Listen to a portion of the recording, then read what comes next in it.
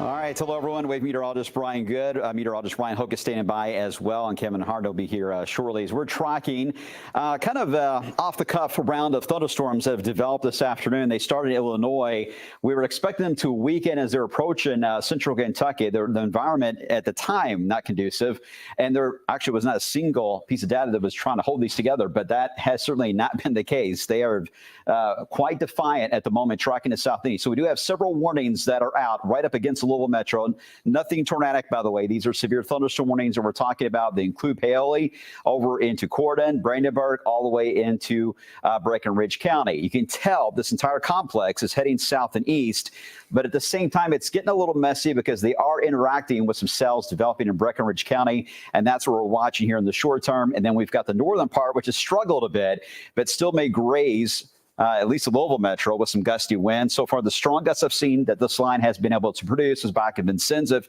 63 miles per hour. Then it got in Huntingburg and it ended up producing a 52 mile per hour gust twice. So that's the main issue we're watching, 50, 55 miles per hour, especially as that complex drops to the south and east. That's going to be our main concern as the line moves on through the area. All right, so let me get you to just the radar view only, and you can see again where we've got that shading there of the warnings that are out currently in effect for, again, severe thunderstorm warnings that are out, mainly for areas just west of Louisville. The latest one's going to go all the way out to about it looks like 1:30, so about another 20 minutes or so, a severe thunderstorm warning. And again, it's not anything on the tornado side being indicated. This is mainly a straight line wind that we're talking. Again, they've got the tag of 60 miles per hour. So far, I would say 50 to 55 is more than likely the gusts we'll see out of this as it moves on by. The only thing we've got to watch as this gets closer to the I-65 corridor is that we do have a lot of heating that is taking place in the area. I'll come back around to the radar in a second. Let me show the current temperature, 88 in Louisville, 87 in Bardstown, 91 in Marion County. But you factor in the humidity outside, it feels like 97 in Louisville right now, Corden 102, but look at Paoli, 72 with the storms that pass through your area. And in Fort Knox, 99 to about 100 has been a common theme in advance of these storms. And that's the reason why we need to just watch these carefully and see what happens as they move on by and have the ability to tap into some of that extra fuel, especially across central Kentucky, more so than areas to the north. So let me get you in a couple of spots and we'll kind of zoom this through the area as we are tracking in, heading off to southeast. About 40 miles per hour seems to be about the average on that. In some cases, some portions of that line has been trying to gust up to about 50 miles per hour. It looks like a new warning is coming out on this little section here. So let me get you right to it. That's going to be part of Grayson. And it's really that individual cell that has been developing over Breckinridge County now for about an hour. It's just south of Hardinsburg. Now, this one, you do have to watch because these individual cells that pop out in advance of the main line can cause some brief rotation. Sometimes we see that take place. It's pretty common. It doesn't always mean a tornado. It just means we may see some sign of that. We'll look at that a little closer in a second, but let me give you the warning details. Again, this is Breckinridge and Grayson.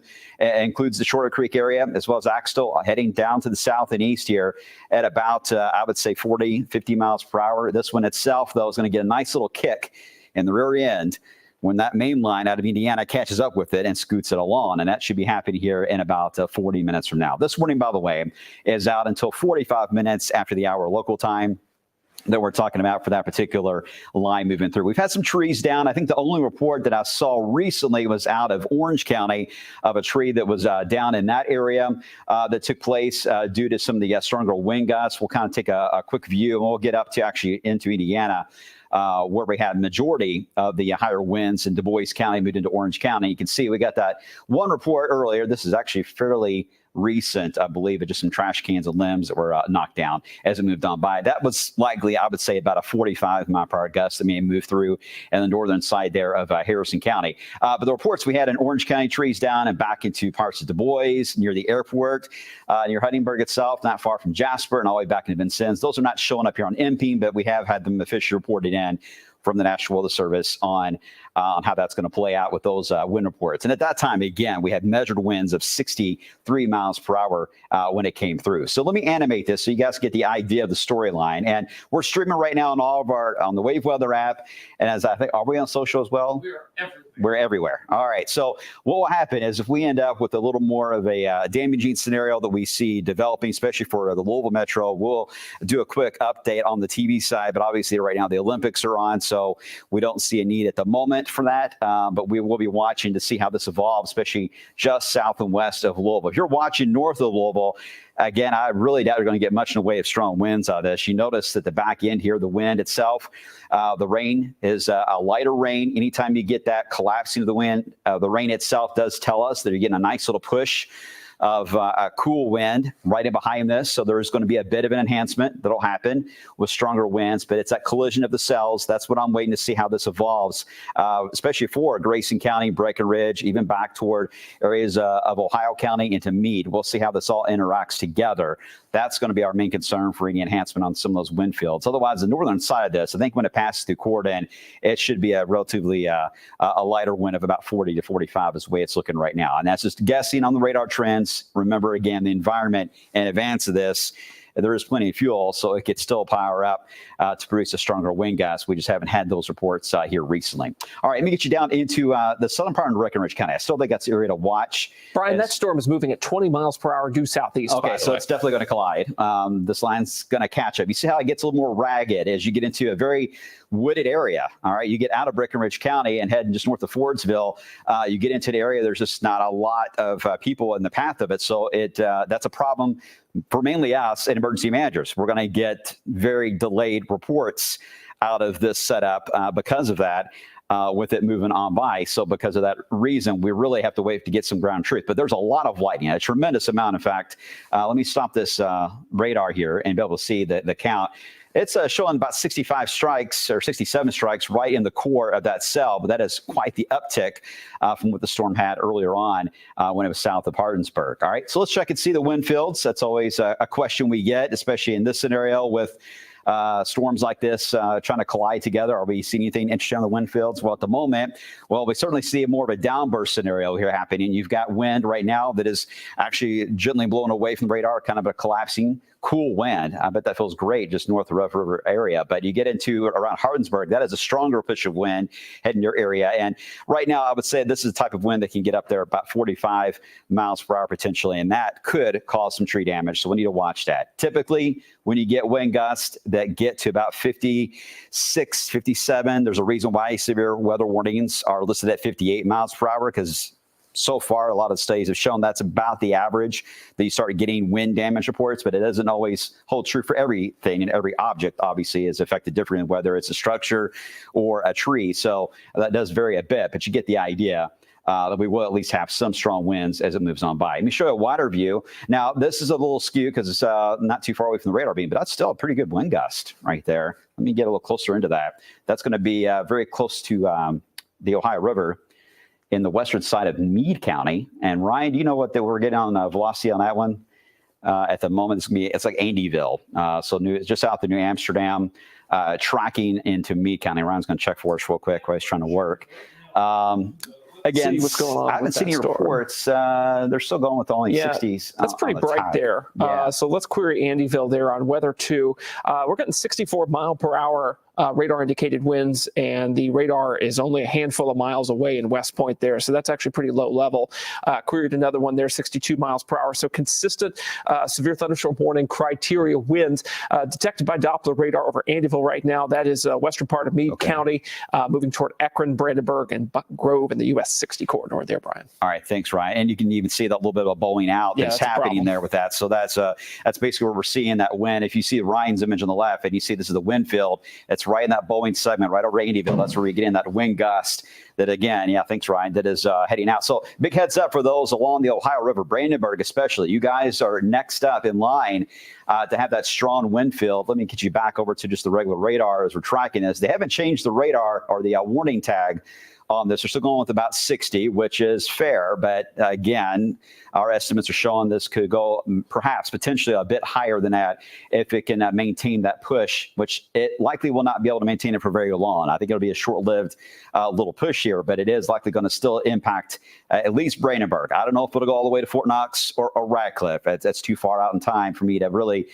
gauge on that. But I do think it's fair to say that a wind gust up to near 60 or so is possible as it tracks right across the core, really, of Meade County, where you guys were hit last night with the showers and the storms. Yeah, real quick here. A lot of questions on social media about timing here, especially for the Louisville Metro here. And what I've put up behind me, the current times based on a 50-mile-per-hour speed on the warning, the giant warning here for these storms. That puts it in Louisville about 1:40 this afternoon Eastern time. St. Matthews 1:46. Fisherville on the east side of Jefferson County at 2 o'clock. New Albany heads up here. You guys have about 15 or so minutes on that. Georgetown, about 10 minutes until these storms hit you. Again, these storms are moving at 50 miles per hour. The storms down in southern Breckenridge about 20, and we talked about how they're going to catch up and merge together here. So that'll be an interesting interaction to see take place. Be good. Yeah, especially when you get that kind of a wind field interacting in that 1:30 or so, about that time it would be when they arrive in the afternoon. That's about near max heating or getting close to max heating of the day there. So there's going to be fuel and wind fields all kind of combining together with these storms to work together. So that's why we're watching. You don't ever want to see that little backwards C look there. That is indicated. It's not as pronounced as some of the bigger events we've had in wind. Don't get me wrong. This is a relatively tame signature compared to what we've seen before in these scenarios, but still it's a strong enough signature to tell us there's a strong push of wind. Most of the lighting is actually away from the actual shelf cloud, a little further into the core of the heavier rain is where most of that lighting is taking place. All right, I'm going to get you back to the wide view. And while Ryan's working on that, Ryan, I'm going to ask, I don't think I'm able to show it here, but when you get a moment, let's talk about the upstream for Illinois, how that could play out later on a different radar view. We'll see how that looks. Because, again, this was not expected to be the main feature here this afternoon. We were anticipating one or two thunderstorms developing into parts of central Kentucky, but this guy came into the show kind of ruining everything. Maybe in a good way, though. Maybe it'll help tame things down later. Brian's got more on that, or we're watching to the northwest. Yeah, I want to show you what's going on here. So we've got the one complex of storms moving through now, causing the ruckus in our western counties here in Louisville here shortly within about the next 20 minutes or so. And then Autumna, Iowa, you see the second round of storms up here. These were the storms that we were anticipating for later today. But now that we have this current round of storms, the question is, will the atmosphere between about Effingham, Illinois here and Autumna, Iowa be able to recover and keep those storms alive to move down into our area? One thing we can check here is the CAPE. It's convective available potential energy, and it's essentially storm fuel, right? And you can see where these values get more red. If you look at the legend up here, that's weaker CAPE, because as the storms move toward us, they'll put down rain-cooled air, which is not conducive for storm development, right? So you're going to get sort of this sinking air basically between Louisville and Effingham, Illinois. And you see near Quincy, Illinois there, the very western half here, the Cape north of St. Louis is starting to balloon again. So it is possible there could be some atmospheric recovery. And, if last night was round 1 and right now is round 2, there could be a round 3 of these northwest to southeast storms later tonight. The certainty on this is far from certain. The data today has just been awful. We've been looking at every single piece of data at our disposal, and it has not handled the current storm situation well. So the confidence that we see round number 3 is just not there. However, seeing some of that CAPE return along I-72 near I-55, basically between Chicago and St. Louis there, gives us pause, because it means that the atmosphere may very well recover behind that round of storms we're seeing now. And then the additional round of storms later tonight, timing to be determined, is definitely possible there, Brian. So we're going to be busy. Yeah, it looks to be that way. This may repeat itself again for the rest of the week too, just FYI. So we've been talking about this all week, how this is going to be just kind of a wild setup. But today is a good example of how it gets a little wonky once you get into this kind of scenario of storms that are way ahead of the expected round for later on into the evening. So let me animate this again. You can see how it started off back into Illinois and crossed over the Wabash. And that's when it really got the attention, when it got to Vincennes and produced some tree damage. And the winds at the time were estimated at 65, but they were later confirmed by actual measurements of 62 to 63 miles per hour that were taking place when it moved on by. And that's certainly at severe limits. So that's what really prompted the kind of escalation of a watch coming out that we have for the area. And then, of course, the warnings that are moving in. But this is moving fast. That's the saving grace. In Louisville, you're going to see a period of clouds move on by, gust of wind, a period of rain. And the good news of all, I think we're going to end up with a nice little refreshing flow of air that'll move into the area. So they even canceled the warning now. Yeah, it's a big cancellation right So you're going to get just a little bit of a gust of wind coming on through. I thought I had the camera on here. I don't think I do on this one, Ryan. But the SkyTrack camera is pretty good right now if we're able to take it. Showing right now. A moment here, and I'll be able to pull that up. I appreciate that. I'll let this keep playing out while you're getting it loaded up. But it's a camera, I believe, in Corden. But you'll see some scary looking clouds. It's because you've had so much sunshine today, and then you get this little batch moving in. It's going to look really ominous, like something terrible is about to happen. But we'll show you. Oh, we're going to show you starlight instead. Be good. This looks interesting. Well, Corden, I saw Corden behind you. Looked really ominous too. Both of them look good, actually. Yeah, that one had a starlight shaking like crazy. And so here comes Corden. Okay, now. And Corden will be the actual. That's even better. Yep, yeah, there's your actual outflow. It's not really. It's hard to even call it a shelf cloud. But look at the trees at the bottom there. I mean, it's a good little gust. They are swayed. I would say a 40. mile per hour gust is going to be common with that as it moves on by. So there's no doubt you're going to know, even in Louisville, that these storms are going to pass through. But again, we do not see any damaging weather at the moment that is a threat to the Louisville metro. With this particular round, so far, so good on that. We'll monitor it the next hour and see how things fly. If you look carefully behind the time and the temperature in the corner, you can see the flag there in Corden just whipping around as that stronger push of wind moves on by. Again, the plus of this is going to take us to near 90 into the lower 80s. So, hey, at least we'll get a little mini cold front that'll come on by. All right, let me show you again how this is going to play out. Here is, again, that line we were looking at. That was Corden. Ryan showed you in Starlight, Indiana, western side here of Clark County, where the rain is coming down. It's a quick downpour as it moved on by. But this portion of the line does not look to be nearly as intense as the southern part of it. So let me get you on a quick little tour, and we'll kind of examine each one little area, little section of this as we go along. We'll start here as we head into, say, Clark County, into Washington County, into Indiana, east of Salem. So Salem, it's already past you. Let us know if you're watching right now what you had in Salem. If you are able to tell us a wind gust, you may not be able to. If you had anything that was blowing around, patio furniture, anything like that, even the little minor stuff can help. And right now it's moving over Daisy Hill, Borden, Indiana. Again, heading right toward eventually Henryville and Sellersburg. And yes, New Albany, Louisville will feel the effects of that as it moves on by. But they're going to let that warning go as it stands now for the portion that's heading toward Louisville. So at the moment, we are not expecting a warning to come back out for Louisville just because it's really just weakened so much. So our main push of air that is really the concern that we've got. Look at this. This is a massive area of tremendous heavy rain. I wouldn't be surprised we're going to get a flood advisory or even a flash flood warning to come out of this. I believe the rainfall rate, when I looked earlier today, was over 2 inches, maybe 2.1 was the potential rainfall rate per hour in this area of Kentucky. So if you're here now, you probably are thinking, what is going on outside? It probably sounds like everything's coming to an end. It's probably very, very loud. The wind, I'm sure, is quite gusty, and you've got a tremendous amount of heavy rain impacting right now Breckinridge County all the way into Grayson. So a big heads up for those of you in Hardin County. We do not have a warning out for Hardin County yet, but based on the look of this, you may very well find yourselves into a warning. We'll see how, because again, it's doing its merging now. The line is caught up with the cells. Now we wait and see how this all evolves, but there's no doubt the lightning strikes are well over 250 strikes just on this complex of storms alone. So it's fairly constant lightning moving through the area at the moment. Let me look at the wind fields on this. We'll see how that is trending as this moves on by. And it's in pockets, which is pretty typical for emerging of cells. You're going to get some downburst winds in some areas moving in different directions because of that. And that's exactly what we see. This does not look like a tornado signature to me at all on any of this. Just FYI, this is all pockets of downburst wind taking place in the heavier pockets of rain. that are moving through. But still, this can cause some problems, can cause damage. You can see that's very sporadic here.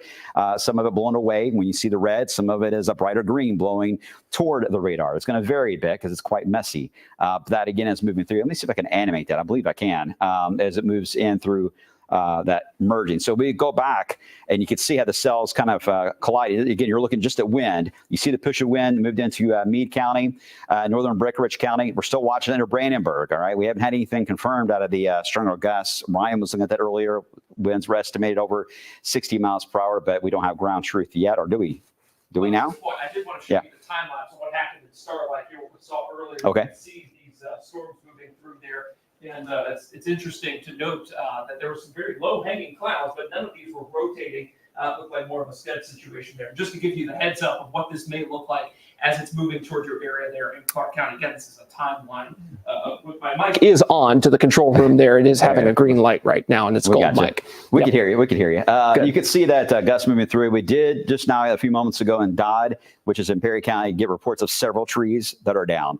And Perry County, Indiana, that just came in a few moments ago from emergency managers. That took place actually at about 12:55. So it's about a nearly 30-minute old report that we're just now getting. All right, let me get you back to the wind fields, and let me show you again where we're tracking this moving. I think Breckenridge, Meade, and Grayson, and eventually Hardin. I think that's our main focal point here for any type of damaging weather that could develop out of these thunderstorms. We have not had any reports of wind damage yet in Breckenridge or Meade. I got a feeling we're going to hear about reports of trees being down. It's going to be hard to escape that with this kind of a setup. It's just going to be a bit delayed. So it takes some time for emergency managers to relay that on to their dispatch, and then it gets to the Weather Service, then it gets to us. So there's kind of a chain that has to take place here. But I'm hoping this will merge even more here in the next 20 minutes, which looks like is the case, and becomes nothing but a blob of heavier rain and tries to get itself to knock itself down several notches and begin to weaken. That's the hope.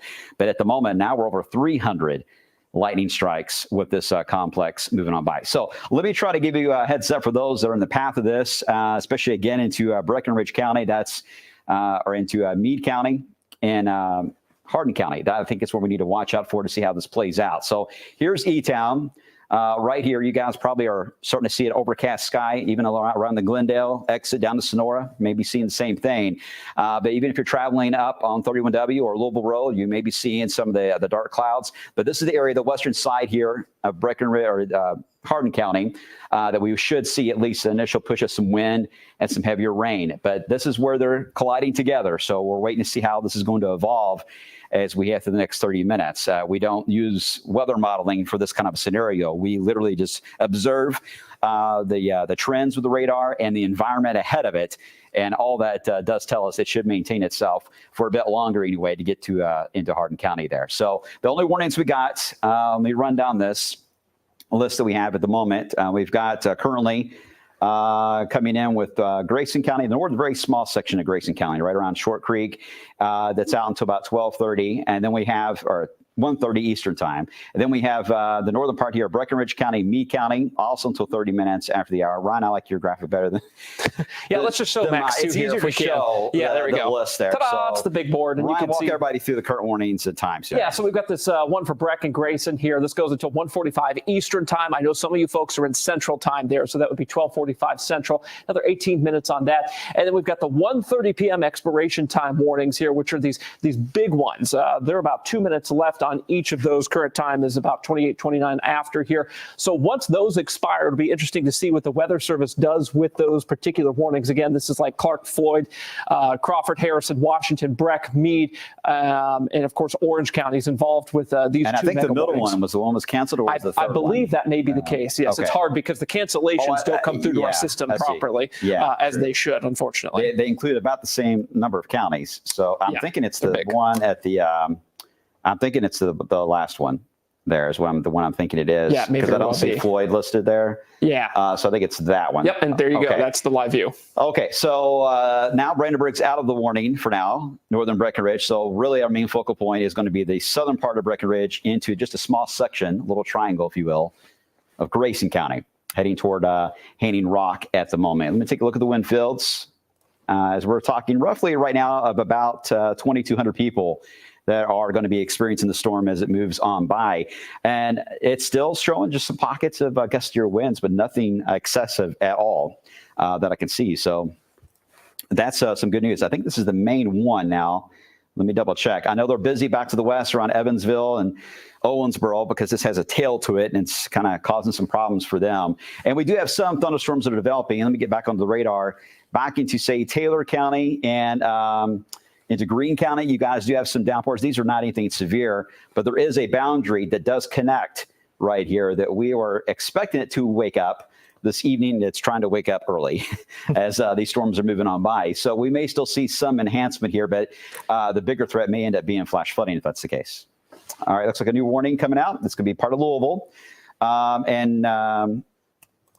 The control room, I'll let them know if we get an opportunity to at least do just an update, nothing urgent, just an update on the TV side. Let me know and we'll do one, okay? But again, this includes Louisville, at least the southern part of downtown Louisville, all the way through Bullitt County. Let me get you all the details on this. It's still the main line that we're talking about that is tracking through right across I-65. So this warning's out until 2:15. They're going just a 60-mile-per-hour wind gust on this. There's no tornado tag or anything like that listed on it, but it is a warning that is out. And look, you see the people included, 243,000 at the moment are in the path of that as it moves through the area. Again, the northern part, though, is not very strong. So I really don't want to get everyone too worked up on a damaging wind threat right now that I see for Louisville. I think there's going to be a strong wind gust, but I really think we need to keep an eye and see what happens as this line pushes out of Breckenridge County. It's that wind field, Ryan. I think that it's still the problem that they're even having to deal with is that push there that's moving out of the Meade County area. It's getting a little distorted because it's getting close to the radar at the moment, even seeing a little bit of the rainfall that's happening. But as it moves off to the east, we will have a little bit of a tougher time trying to gauge. And if you have lens alert, your phones are probably going off right now for the warning that is out. Yeah, we're getting into like the cone of silence, if you will, with this West Point radar site. We're querying about 56-mile-per-hour winds just west of Brandenburg at the moment. So you guys are getting hit as we speak here. I do want to put some timing on this for folks who are in this warning so that you know exactly when this is going to be hitting your location here. This is based on a 50-mile-per-hour forward speed on these storms going all the way down to basically E-Town, Shepherdsville, Lebanon Junction here. And there we go. Looks like GE Appliance Park 150 p.m. Eastern, Shepherdsville 155, E-Town 157, Iroquois Park 143, Okolona 148, Valley Station 141, and of course Elizabeth, Indiana near the casino 135, 138 or 139, excuse me, for Shively. So this is, within the next 5, 10, 15 minutes, this is going to be hitting all the areas within this very large severe thunderstorm warning polygon at this time. Again, as Brian was indicating here, north end of this, not as impressive, but once you get down toward Brandenburg, this is getting pretty serious right here, hence the warning. And of course, the closer it gets to this radar site here, this is the FAA or the Doppler radar there on Fort Knox near West Point. That is going to be a tougher situation for us to be able to see the winds within these storms because the radar is going to be, unfortunately, not able to see it very well until it gets a little farther to the east. There's kind of this, as we indicated, cone of silence near 31W Dixie Highway there, right near West Point. And once it gets out of that, and again, that's probably like, a half-mile radius where it gets really bad around the radar site here, then we'll really start to be able to see what these storms are doing. Until that point, ground truth and reports are going to be the biggest thing that we have. Of course, our latest report is from Hardensburg, a tree down on Highway 261 South near the FFA camp in the Hardensburg area. That is associated with, of course, the southern edge of those storms, which is very much a more robust look on the radar. I mean, the lightning count, as Brian was talking about here, over 453 strikes. And by the way, this lightning counter on the top of your screen here, that's always a rolling 10-minute lightning count for the radar view that we have pulled up here. So that's 450 strikes in 10 minutes near Hardensburg. This is an intense electrical storm. Get inside, away from doors and windows. This is not the time to be gawking at this thing because those cloud to ground strikes are deadly, Brian. Yeah, you're going to get all the scary looking clouds, for lack of better phrasing there, well in advance of when the rain actually will begin. So you're going to see all that move through, and there'll be a bit of a delay, and then you'll get into the core of the storm as it moves on by the area. So if you're just now clicking on and you're like, what is happening today? I thought it was going to be like just a 96-degree type of hot day, and that was the only worry. Well, yes, it's a hot day for sure, but now we've ended up with a setup where this complex of storms that developed into Illinois has moved into that environment. It has survived longer than what was anticipated, and that's the reason why it's allowing for a better opportunity for the storms to survive as they push on through. Again, tracking off to the east about 50. This portion of it, which is interesting because as it moves off to the east here, we're going to see a bit of a change here because this, in general, you got to look at it as almost like a little swirly QR cinnamon roll. So this section of it here is going to continue to advance more to the south and east. This little wave here in the northern part, just like if you take your hand in the swimming pool and you just kind of wipe it through the water, it creates a little bit of a wave action around your hand. It's the same thing this is doing. This is just a ripple in the atmosphere causing a wave of wind and very heavy rainfall. That ripple is not as strong on the northern section right now, moving through Louisville, but strong enough, despite the lack of very heavy rain, that it's still going to get your attention. We'll have the official gusts come in soon, and that bar right here, once it hits the airport, will let you know if it is anything significant. But it is causing tree damage, and Ryan, looks like even some power outages. Yeah, so the power outages is something I wanted to talk about because we've had comments from folks here on our social media live streams from Brandenburg. Hello to Ricky. You say you've got power out in part of Brandenburg right now. Hardensburg, power's flickering there. This is the latest data we have. It comes in every 10 minutes, so we're going to have to give this some time to really catch up. But right now, 376 customers without power in Meade County. Now, that doesn't sound like a lot, but when you only have 15,000 customers in Meade County, that's about 2% of the county that's out right now. Crawford County, another kind of more rural location there with 8,000 customers tracked, but about the same outage rate, 143 customers, 2% out there. And let's go to Orange County, where these storms have also roared through. Not quite as bad, about a 1% outage, 80 customers there from Paoli to Orangeville to French Lick. And of course, we've had a question here. Hey, how's the Hart County power outages right now? Right now, nothing, because the storms haven't moved through there just yet. So we're going to keep an eye on this map. We'll keep you updated with what it says here over the next little bit, Brian. All right. Thanks, Ryan. Appreciate that. And they just announced that severe thunderstorm watch, which I'm not going to fool with really even showing you right now because it's not really important, but it has been expanded all the way out in advance of this line. But that's kind of a given, right? You're going to face that. And it'll be canceled. In fact, I'm sure it already has been cleared off for everywhere that it has hit so far. So in Louisville, let me zoom in into Louisville Metro because I know that's where a lot of folks right now probably got the alert, especially if you have Lynn's alert. You likely heard about that, heard about the notification kicking on, and you may be seeing some spooky clouds outside as well, and maybe even hearing a rumble of thunder. Even though we haven't had a lot of lightning here. So this is going to come through relatively quiet with mainly just rain and a gust of wind, but you're not going to get a lot of intense lightning strikes. You may hear a rolling thunder because of what's happening down around Fort Knox. That will likely translate to a rolling thunder up Dixie Highway into the city. We see that a lot in that scenario from that direction. So that's possible. But again, very heavy rain pocket just north of downtown Louisville at the moment. We'll see what our camera feeds look like in a bit if they're still able to capture some of the heavier rain. But again, a heavy pocket of rain right along the river. In fact, near the 2nd Street Bridge, Clark Memorial Bridge, heading toward the Lincoln here very, very soon. Over towards Shiley, some heavier rain taking place in that area. And then you get down toward, say, Laconia and Brandenburg. Then you get into some of the heavier rain pockets and the intense lightning. And that is still the strongest part of the storm, but still a decent amount of lightning and heavy rain moving through. Let me look at the wind field and let's see how that's looking as it moves on by into the city of Louisville. And it's a bit distorted. It's the only problem we have with the radar being so close, but it's also why they are not putting radars in the middle of a downtown of a city anymore. They stopped doing that in the 90s because of this very issue. We need to be able to see the city, right? So we can tell the wind field's approaching, but I don't see anything too alarming just yet on that one, Ryan. Yeah, let's take Max 2 full if we can here. I'm loading up the SkyTrack camera from downtown Louisville. This is an impressive shot here. As we said, radar can only do so much, but this is the current view. You can see the rain literally moving sideways here.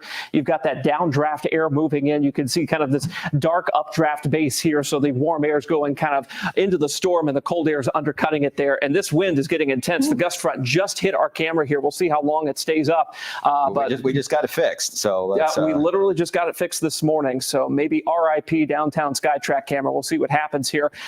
This is very interesting because, the blinding rain is going to be a tough problem for folks who maybe are trying to come back to work from their lunch break in the downtown area at the moment, or maybe going home a little bit early today just because of the storms moving in. But nonetheless, this is going to be an issue for, more than 250,000 people, as we talked about there for the warning, hitting, of course, southern Jefferson County, but even in Jefferson County proper, toward the north in the downtown area, it looks like we've got some pretty gusty winds, probably 40, 50 mile per hour gusts in the downtown area based on some of the crazy shaking of the camera we saw just recently. And I'm not sure if Clark County is back to school yet or not. This is the time of year where I have to keep up with the dates, but there may be some buses out there too, especially in Indiana right now trying to get through this. So parents, if you're expecting your kids to hopefully arrive on time as things let out, they may be holding some of these buses to get at least some of the rain and heavier rain by the area. So just kind of a heads up on that as it moves on by, especially across the southern Indiana fringe here. Here it is in Shively, heavy downpour. That's the heavier pocket that Ryan was showing you. Now I'm monitoring the camera feeds too. We'll see if something comes into play. All right, here's Harrison County. This is Corydon. This is a damage report. Here's Corydon. This damage report, tree down and several power lines down very close to I-64 and Pinewood Trail. All right, so this is going to be right where that section moved on by. So even though radar estimates are fairly low on the wind field, the reality is it's still producing tree damage. So even pockets here of gusts that can go over 50 will be possible here in the city of Louisville. All right, so that's we'll keep an eye on that as it moves toward the city. Officially, downtown Louisville is not under warning, but if you were to follow where that potential wind damage was, that would be putting it very close to Shively and PRP in the Dixie Highway area very soon, if not already, as it moves on by. We'll have it past the airport at Ollie International, I would say, in about 20 minutes or less. And we should then get an idea of what the wind gust is officially on measured devices. It is a bit of a pain there. All right, there's the flood advisory. We were expecting that. I can't really show you that on here, but I will at least take you to where I think that's the concern. It wouldn't surprise me. I was more expecting a flash flood warning out of that. That could still happen, but that has a tremendous amount of rain there as you move into Perry County, Breckenridge County, into Hancock County. Again, that complex of rain, very, very heavy. This is certainly looking a little more disorganized now that's collided together. We're starting to see at least some of this become just much more of a general heavy rainfall type of scenario with isolated pockets of heavier wind. We'll watch this in Litchfield. And let me see if this is new or not. Let me kind of animate this and see, because sometimes you can get some new development popping ahead of it in Litchfield. And it is. It's new development. So we'll have to watch that because we're getting an updraft. You can probably see the cumulus clouds out your window. If you're especially east of Grayson County looking west, you should be able to see them tiring up at the moment.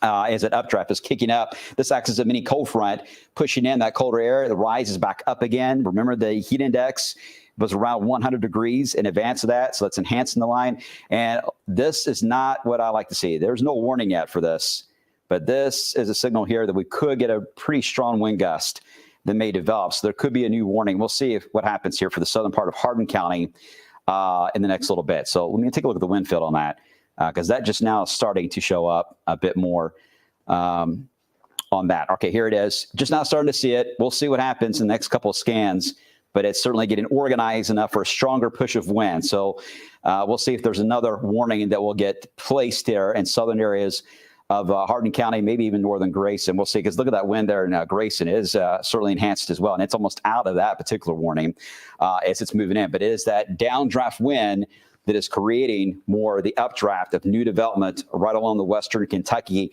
Parkway. And now we're seeing more reports of some power lines down and trees down in Hardinsburg when that line came through. These reports are coming in a bit delayed. This was at 1:40. That came in. Actually, this is about 3 minutes old. That's fairly recent. So that was about 3 minutes ago. That report came in Hardinsburg when the trees. Okay, we're going to do a quick update on the TV side here, guys. So I'm going to pause for a moment, and it may seem a little weird, but I'm just going to do just a quick update to explain for everyone that's watching the Olympics where we're at, and then we'll get back to our streaming as well. All right, so hang tight. All right. Hello, everyone. Wave meteorologist Brian Goode alongside Ryan Hoke. I know the Olympics are still on. Just do a quick update on the storms moving through the area. We do have a severe thunderstorm warning that is out for the southern part of the metro, all the way through Bullitt County, Hardin County, all the way to about portions here of Grayson County. Now, this is about to expire for some southern portions of this. The northern part of this is not going to expire until 2/15. That would include the Louisville area and 65 corridor. We've had several reports of trees down in Hardinsburg, into Corydon, near I-64. Back toward portions of Perry County and into Du Bois County. Trees have been knocked down and power lines as well. This entire line is mainly a straight line wind producer that we're talking about, and it's aiming to the south and east. So just kind of a heads up, if you're in E-Town, Litchfield, even Munfordville, heading toward Hodgenville and Bardstown, a heads up, some strong winds trying to push your way. There's no warning yet for this section of the line, but it's trending that way, where one will likely get issued for the southern part there of Hardin County that will likely impact part of Grayson and Hart and maybe LaRue. That looks to be the area to watch for some very strong winds there. In Louisville, we did have some strong gusty winds move through, some heavy rain, but we have not noted anything severe, and we've had no reports of damage into the Louisville area itself. We're here watching it. We're going to have, of course, our streaming news guys coming up at 3 o'clock. We're streaming live now for our weather coverage, but we'll be back for sure for the 3, 4, and 5 o'clock news today. We'll get you back to the Olympics, and if anything damaging starts to develop, especially for the Louisville area, we'll come back in and let you know. All right. Thanks, everyone, for your patience on that as we're trying to navigate different networks here and channels. By the way, you see that boundary that we were watching, that I think is going to become a flash flooding issue more than anything on the southern part of Grayson County, extending into Greene and Taylor. You need to watch that because that's going to set up a training effect. That's a tremendous amount of water being slugged your way. The saving grace is that this is moving at 50 miles per hour. If it was moving slower, we'd have an even bigger problem, but it is at least moving. So that's good, but I still think you guys have had so much rain and heavy downpours as of late. This training effect you're going to see is just only going to aggravate a short-term flooding scenario. In fact, I do see, actually, they issued a mesoscale discussion on that. I can't display it here, but they did issue a statement, it looks like, about the potential for flash flooding. Yeah, just to read you what they said about that. This basically is from Louisville Metro on south. It includes an area here. I'll actually be able to draw it pretty quickly. The area that they're most concerned about flooding is going to include this section of the world right about here. So all of southwest Indiana, just south of the Louisville Metro, down toward I-40 in Tennessee here. They're concerned about scattered storms with repetition, basically storming over and over again, with 2-inch an hour rainfall rates. They're concerned about flash flooding being possible here. They're saying each of these storms could produce 2 to 3 inches of rainfall with locally higher amounts. And then, of course, they get into sort of the technical aspect of that. But of course, for you weather nerds out there, this is 1.7 to 2 inches of precipitable water in the atmosphere. Basically, if you were taking all the water, the moisture in the air throughout the entire column of the atmosphere and condensing it out, you'd have an instant 2 inches of rain. So this is a very juicy atmosphere. That's why I'm a little bit concerned that these storms in now entering western Illinois may try to reinvigorate as they get a little closer to the higher moisture, the higher dew points in PWatts or precipitable water closer to us tonight. We'll see what happens with that. The timing on that, by the way, I was looking at some of that just now, be between about 6 and possibly midnight. Very broad window, but you get the idea.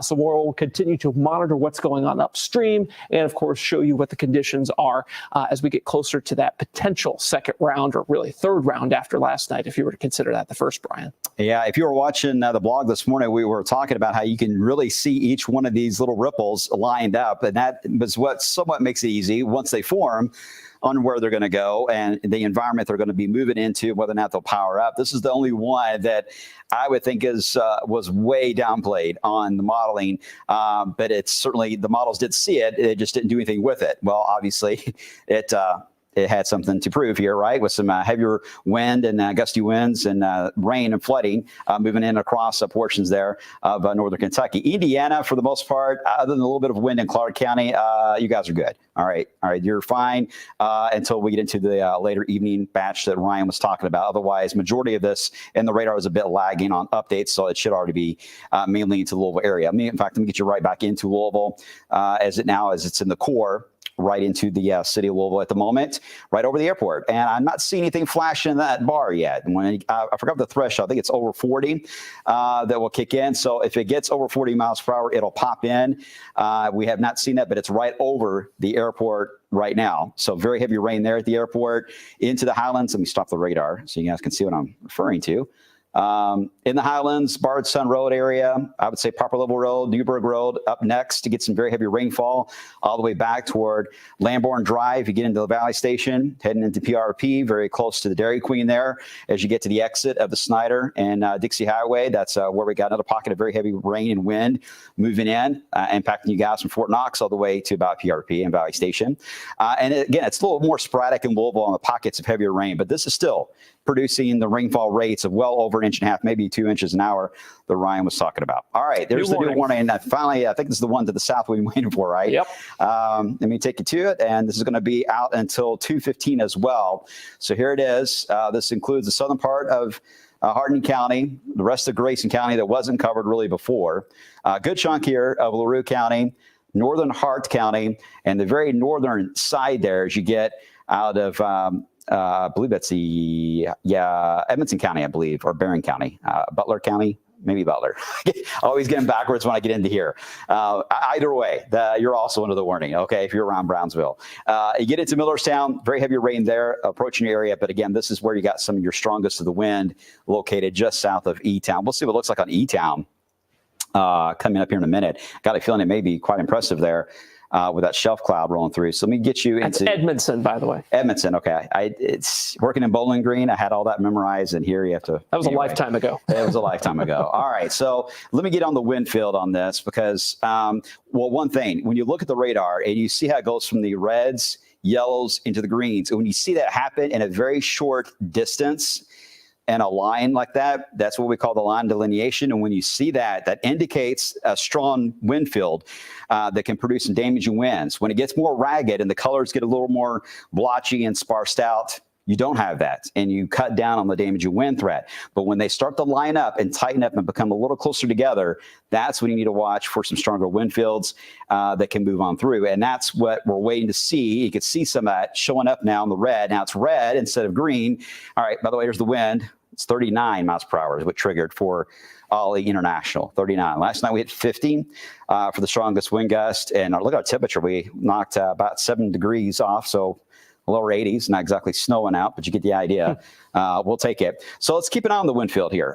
We got it strong along 84, 62 as you head along the parkways as well, and heading just north of Clarkson, a little bit of broad area there of rotation, but overall this is more of a downburst kind of wind scenario that is showing up around, say, St. Paul. There's some of the damage reports now in Breckenridge County. This is going to be they never tell us really how many trees usually that we see that are being knocked down. It's just trees down. That's a similar report, though, that came in at 140 from earlier as well with Hardinsburg. So there are just a few more additional locations being added on then along 261 into Hardinsburg. There's your strongest wind field, though. That's the one we got to watch. No doubt this is the one that's the strongest of all in the area at the moment. Tracking in northern Grayson County, and then there's Cecilia, and here's E-Town. You get closer to the radar beam, it's going to get a little more distorted. So that's the strongest of winds that we got. Ryan, let's check out the E-Town camera here. Yeah. I just pulled that up. This thing is pretty impressive here, and I'll do a little bit of a panning action, if you will, so you can see just how broad this area of storms is moving in. The downdraft, of course, you've got that smooth updraft base kind of in the foreground there, making a little bit of an Arcus or shelf cloud. Yeah. Of course, the stream just expired on me, but you'll get the idea of just how wide this goes here. I think it's just going to keep spinning, unfortunately, but I'll get control of it here in a minute. Well, you can also see the development and in some cases in advance of it too, trying to form. Absolutely. You can see these little puffy cumulus clouds like that one right there trying to pop up in advance of it here. Hopefully nobody gets motion sickness from this because I just got the control back on the camera here and we'll get that stopped. But there you go. You can see sort of like the greenish bluish hue within the downdraft of the storm here. That is all that very heavy rain that's in there.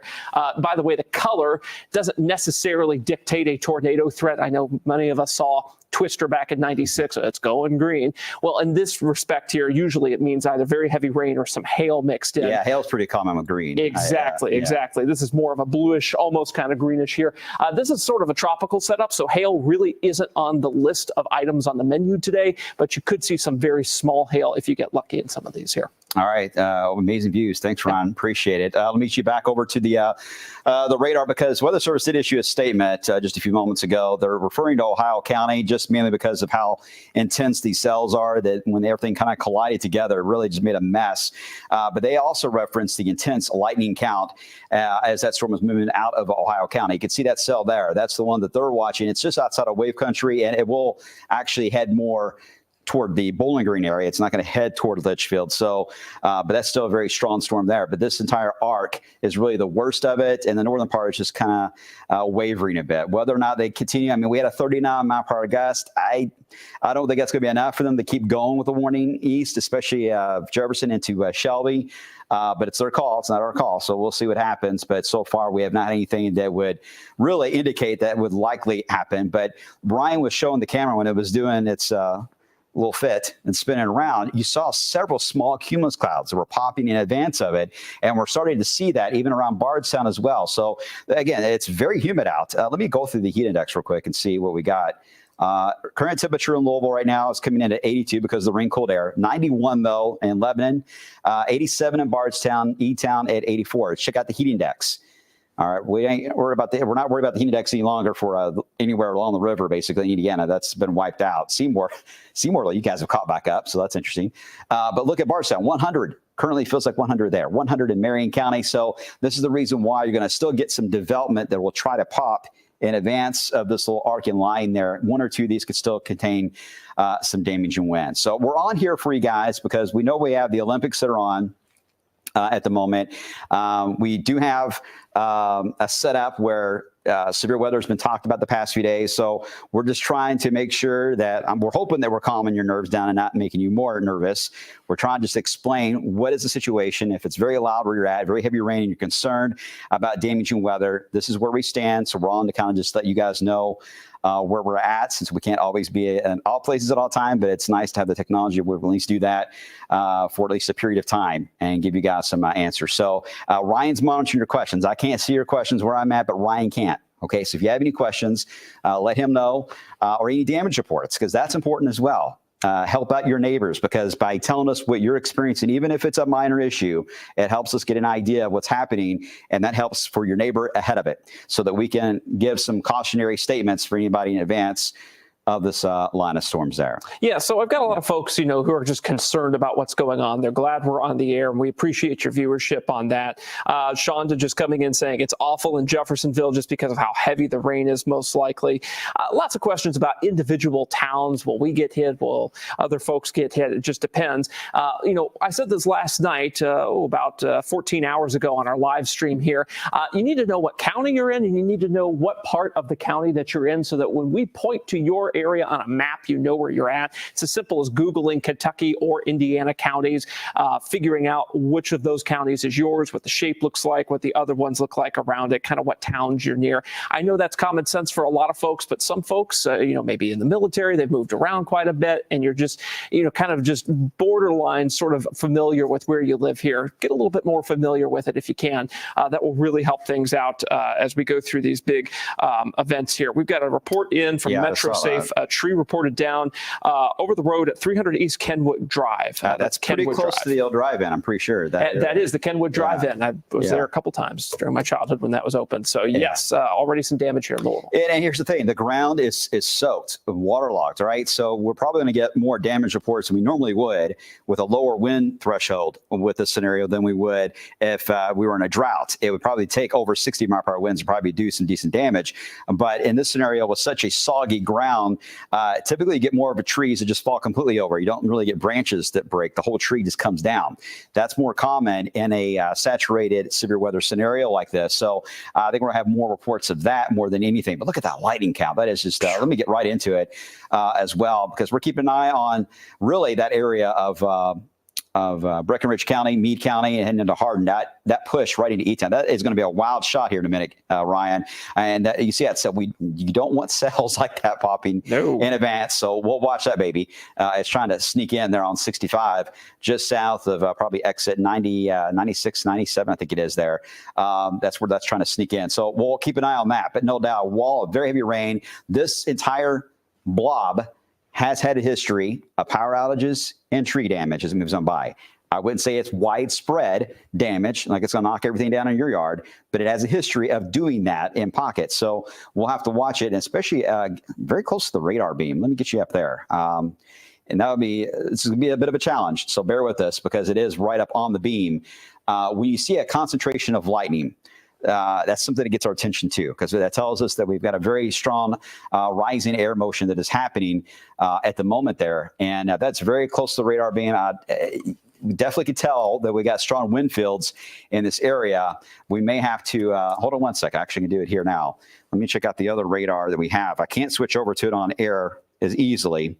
But I want to Brian's doing that, guys. Yeah. Let's take SkyTrack and E-Town full here from Weather 2 if we can. We're kind of in the mouth of the storm, if you will, here. Of course, it just switched back to a cached view, but we'll get that back up here in just a second. Just because I'm kind of taking up some of the bandwidth on it here, we should have it back. But you can see what it was like just a couple minutes ago there in E-Town on the SkyTrack camera down that way as we work to get this back. Unfortunately, gust of wind may have hit this thing, and we may be facing an outage on that camera right as I want to take it. There we go. That's kind of a recorded view from a couple minutes ago when I was moving it around. So this is not too long ago, maybe just about 2-3 minutes ago when I was panning this around here. You'll be able to see that in just a second, but you'll notice that we've got the very dark clouds in the background and sort of some of the lighter clouds in the foreground there as these storms were starting to move over the camera site there. This is Baptist Health Hardin where we are mounted on top of, and you can kind of see exactly what those storms looked like. Again, this is probably about 2 or 3 minutes old, so it's currently raining profusely over this camera site here. This is along Dixie Highway in E-Town. And let's see if we can get this live camera back here and show you what it looks like currently. There we go. That's the live view there. You can see that we are now within the storm. Lots of rain coming down. The wind not as bad as it could be here, but certainly causing a little bit of a bandwidth interruption there with our camera down in E-Town. So that's the current view. And you can see some lightning there in central Hardin County. Okay, thanks, Ryan. Appreciate it. And this is looking at the wind fields, by the way. The warning, they've cleared out the Indiana section of it, but we still have about 14 minutes left of the severe thunderstorm warning. I did check the other radar beam, and you know what? It does indeed match basically what we're seeing, which would indicate some of your strongest winds as far as Jefferson County goes, right along, I would say, the Snyder Freeway, Belltown Road area as you head into southern Jefferson County, near Mount Washington, very close to Highway 44. That is also showing up. So you may get wind gusts near 50 miles per hour in southeast Jefferson County in Fern Creek. Near Glen Mary, that's another area. If you're in that spot, let us know what the wind is like there. But this wind field continues to stand out on both radar views we've been able to investigate. So this is probably the strongest of the winds. So let me get into it. I know it's right on the beam, so it makes a little bit more distorted look to it on getting accurate numbers. But this is going to be right on the Bullitt, Hardin County line is where this is tracking. There is a Pitts Point. Let me see if I can go a little bit further into it. For some of these pockets of wind. It's a very wooded area, so I may not be able to get a lot of data here. Looks like Porter River. Let's see, is that a road? Yeah, Porter River Road, and then Fort Knox Road as well. Some of the stronger wind gusts, but there's not a lot of roads there, so it makes it really hard to see more specifics. Again, very wooded area, but still watch it for strong winds. And then look at that wind field down across portions there of Hardin County. All right, let's get you down to that as well. That's a strong wind gust. They have not changed any of these speeds, by the way. I'm still seeing just 60, and that's what everyone seems to be reporting. Emergency managers saying, yeah, we're thinking about 60 when this came through. I haven't seen anything higher than that. And at times, the radar has been trying to hint at some rotation. That's a given in this scenario. We've got several different cells kind of colliding with the actual main blob itself that was moving in. So you're going to get a little bit of brief rotation, but usually it's very short-lived. So I'm not worried about that right now. Our focus is really just that strong push that comes down with very heavy rain. It can last 30 seconds up to a minute sometimes of a constant high wind like that.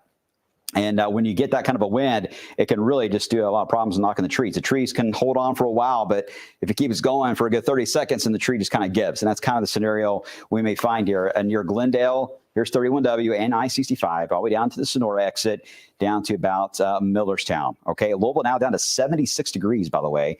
That's a nice little save that we've had here today. So what I'm going to do, I'm going to stay on the wind field side for just a moment, because that's our main issue.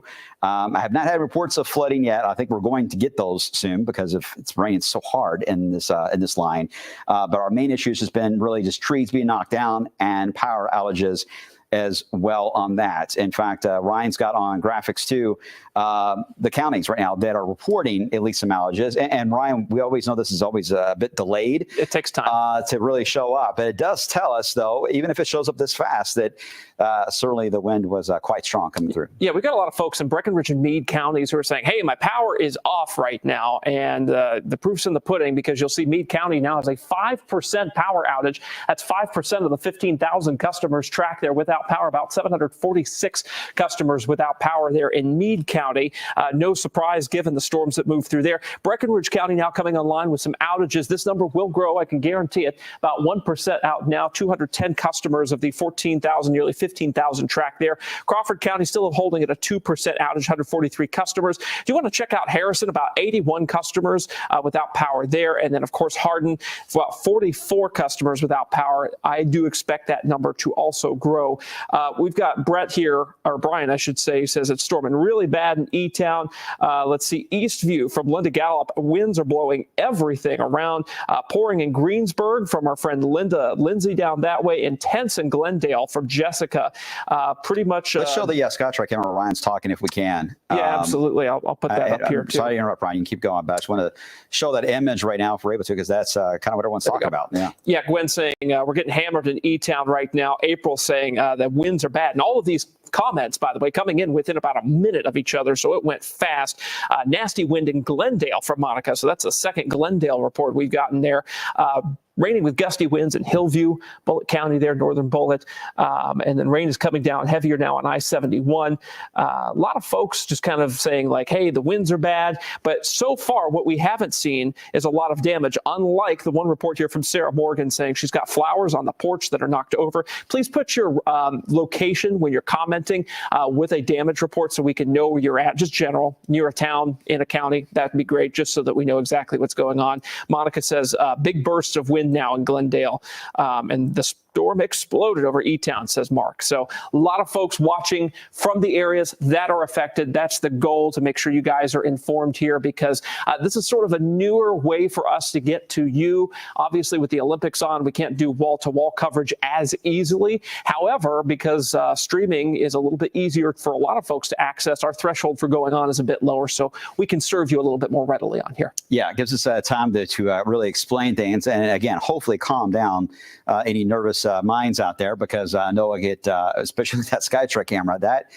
doesn't look good, and I'm sure it sounds awful out there at that warring wind, because again, I was estimating 30 seconds to a minute, but by looking at the camera, it's been 3 minutes now of that intense heavy rain and wind on that camera view. So that's a long period of time. That in itself, again, is going to start to eventually just cause some outages and some tree damage. Again, we've had at least some reports of tree damage. Okay, they've updated us to considerable. Wow. For the one down to the southwest. This is not in wave country. This is the one in Ohio County that got our attention on the tail, but they've upgraded this warning to considerable for 70 mile per hour gusts heading toward Bowling Green. Sorry. For a second, I thought it was the southern portion of that, but it's actually back here heading into the Bowling Green area. So if you have friends or family there, give them a call. And certainly those of you ahead of even our line, make sure you got everything plugged in, charged up, because you may lose power. And we got another complex moving in tonight. Your house is going to get quite humid with power outages, because even though we've dropped into the 70s, it is very, very humid out. And it's the reason why we feel it here in the studio. We're sweating in here. Can we take that E-Town camera full again? I mean, this looks like the tropical storm Brian Goode right here. This is really coming down here in sheets. You can see the wind really taking a toll on that tree there at the foreground of the hospital there. Again, this is Dixie Highway right at Baptist Health Hardin, where we've got our camera. This is probably some of the heaviest rain we've seen on our our camera so far in 2024, just kind of seeing the sheeted nature to it is impressive, to say the least. The winds don't look severe, but they're certainly up there, and it's probably a good idea, if you happen to be caught in this driving or know a friend or a family member who is, 2 hands on the wheel. At least 40-mile-per-hour gusts embedded with all that. Oh, and you can just see how much water content is in the system. It is just, the visibility is horrible. It's just so much water being rained out by these cells in this line here. So that's the reason why, again, you're going to run into some localized flooding on the roadways. Watch out for the ponding of water. Hydroplaning is going to be an issue for sure on I-65 right now as it's crossing by. It's really going to slow traffic down. So it's going to have some interruptions. All right. So there's a chance for some wind damage, but overall, it's going to cause a lot of interruptions in your day. Oh, speaking of wind damage, just had a comment from Morgan Castor here. She just had a tree fall on her house in E-Town. So this is live coming in from our viewers. We'll get that to the Weather Service. And this is that was in E-Town, you said? Right in E-Town proper here. All right. We'll get that to the Weather Service. And we'll check on that here in just a second. But again, this is a report from one of you guys watching, so we appreciate that, of a tree being knocked down there in the core of E-Town. That wind field is still quite strong into Hardin County. A little pocket of really intense wind at the Upton exit. I don't know if anyone's watching that's there. Let us know how things are. Make sure you're okay. This is south of Sonora, crossing 65 at the moment.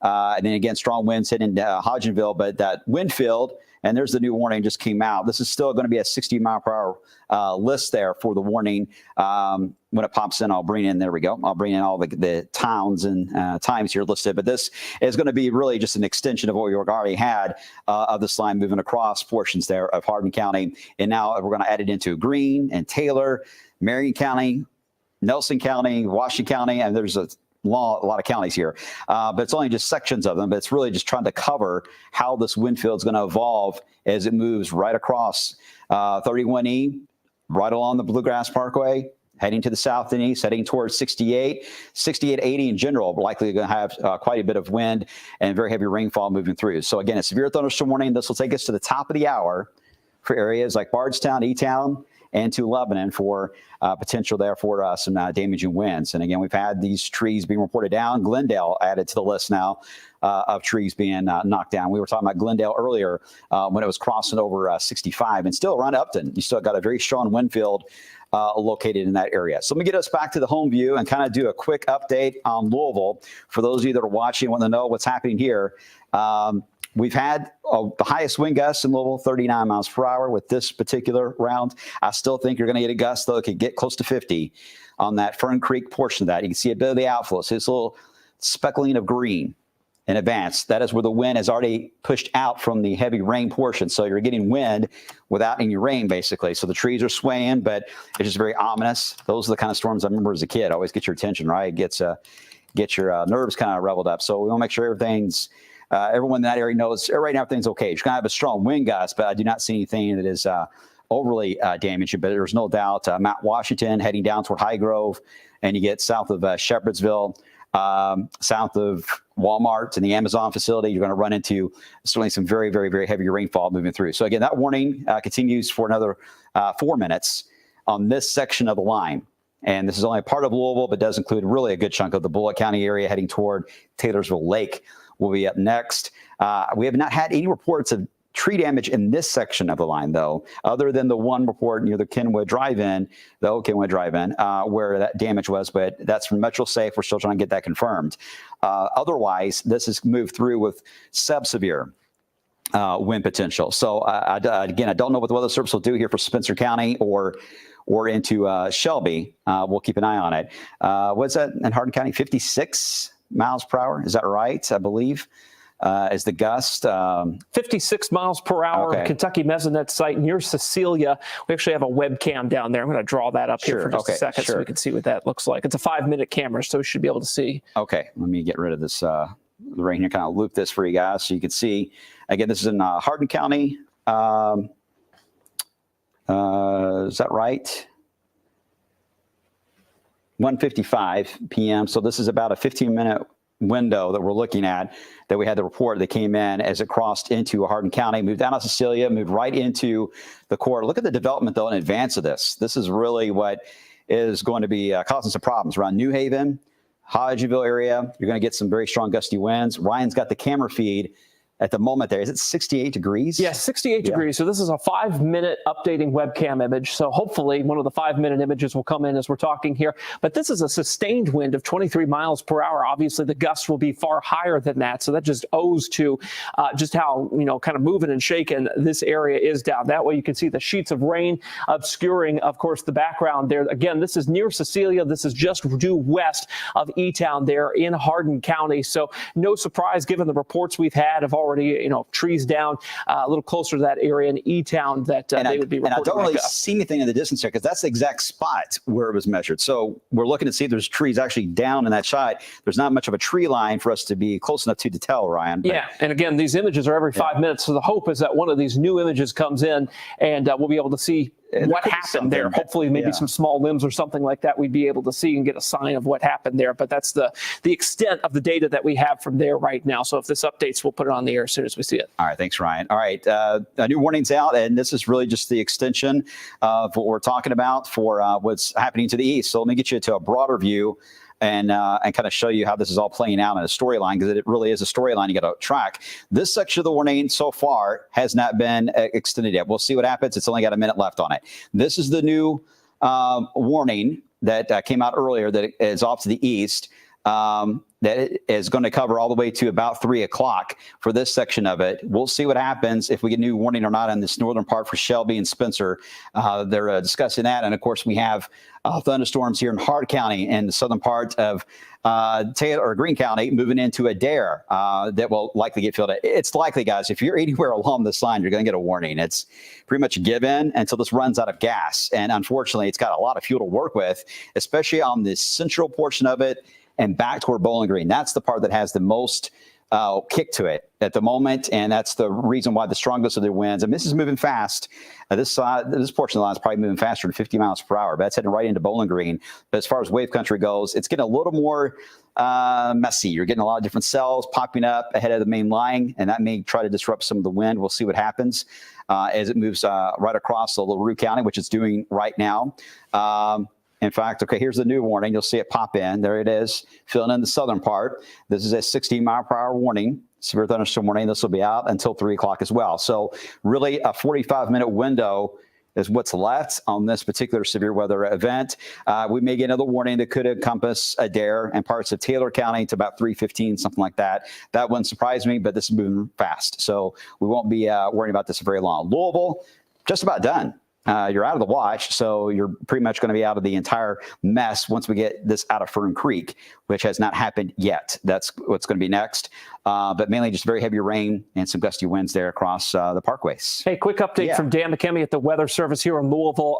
They're getting ready to extend the severe thunderstorm watch out to include Washington, Marion, Taylor, Greene, and Adair counties here shortly. Kind of a foregone conclusion. The warnings are already starting to cover some of these counties here, but you're going to see that additional alert come over your weather radios and, of course, your wave weather apps here shortly. And then another update on that Hardin County Mesonet cam there. That's the current view.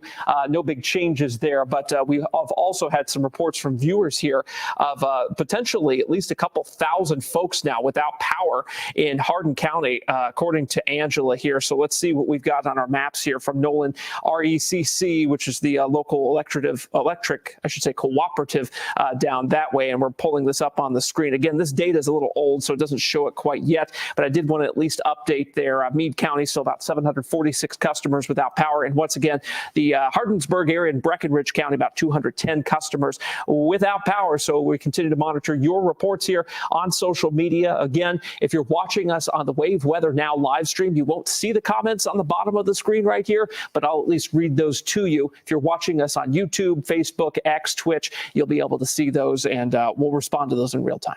All right. Thanks, Ryan. Appreciate that. Brian's dealing with a lot of the aftermath that's coming in and your comments. So thank you for chiming in. And again, this is not a significant system that's moving in. It's just one that is a typical severe weather event as far as damaging winds rolling through. We're on just to try to give you guys an extra amount of information that we normally wouldn't be able to do. Now that we're able to stream like this, it makes it a lot easier than constantly sending out tweets or Facebook posts.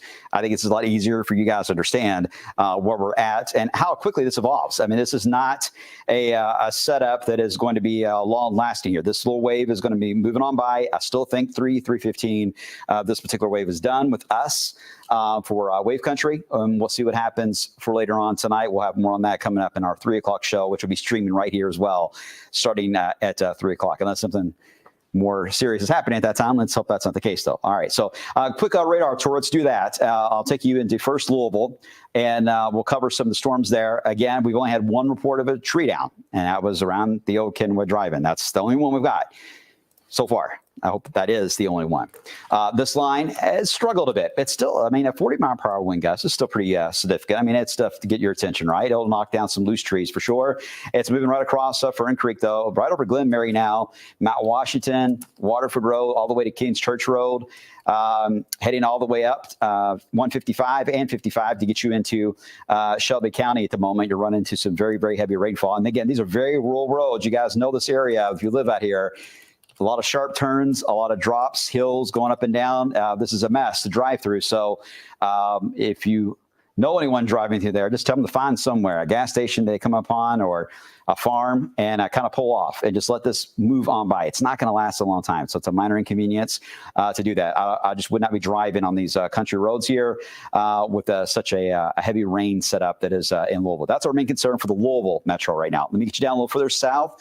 I'll get you down into portions of Bullitt County up next there. I mentioned the Mount Washington area. You get into the southern part of Bullitt County. Now we'll get into the warning that is out, severe thunderstorm warning until the top of the hour. All right, the watch is coming out, so you may hear alerts go off when you're on the Wave Weather app. You're going to see them fly by for the severe thunderstorm watch, but that's all it is. It's just a watch, which, again, is not anything to worry about at this point. As you get into Bardstown, a small downpour east of you. The main line hasn't got to you yet in Bardstown.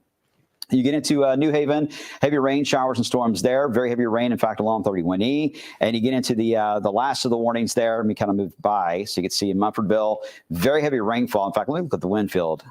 I know this is in Hart County, so this is not directly in our area.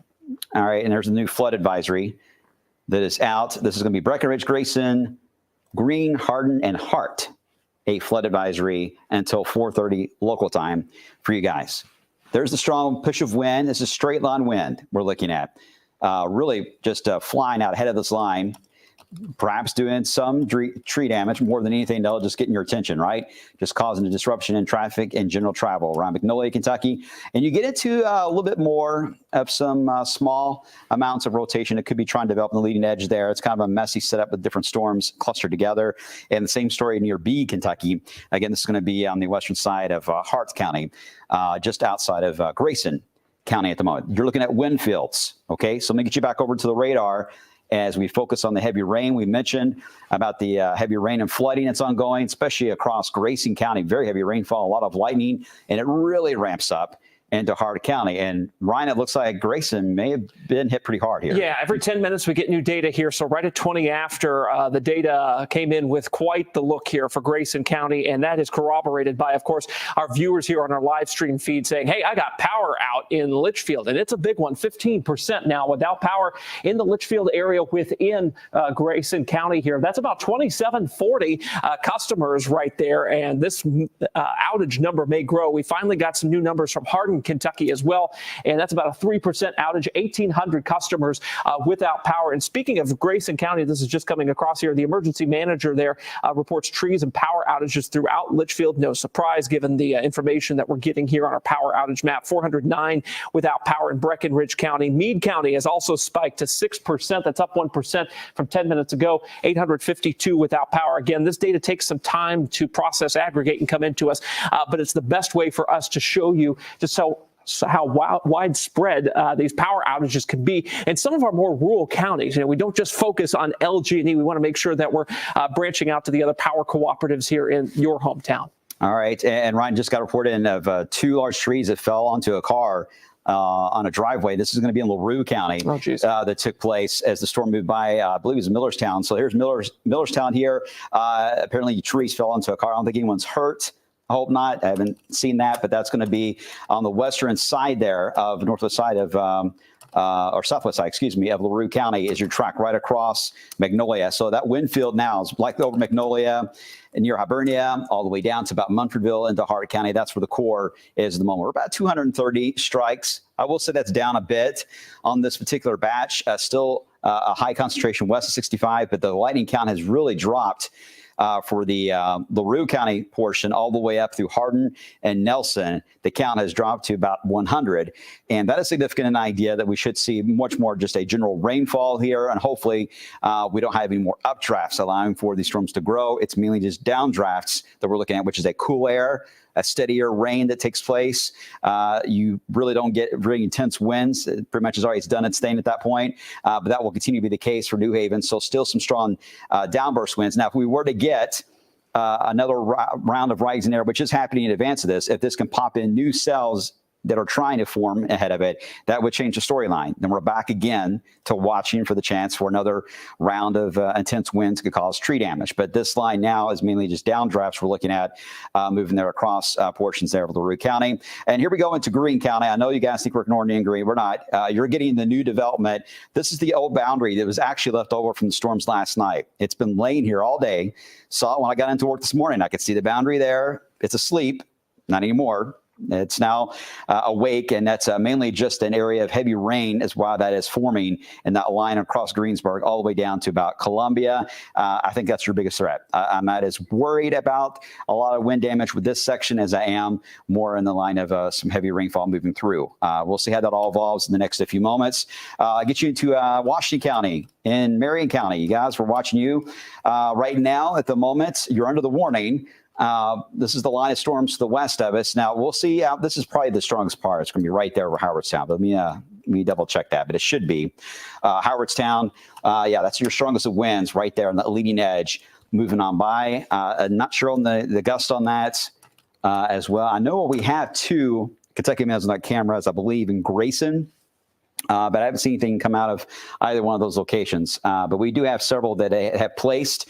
I think we have two in Marion, at least one, maybe two in Marion. We've got one in Grayson here. I'm pulling that up now. Okay.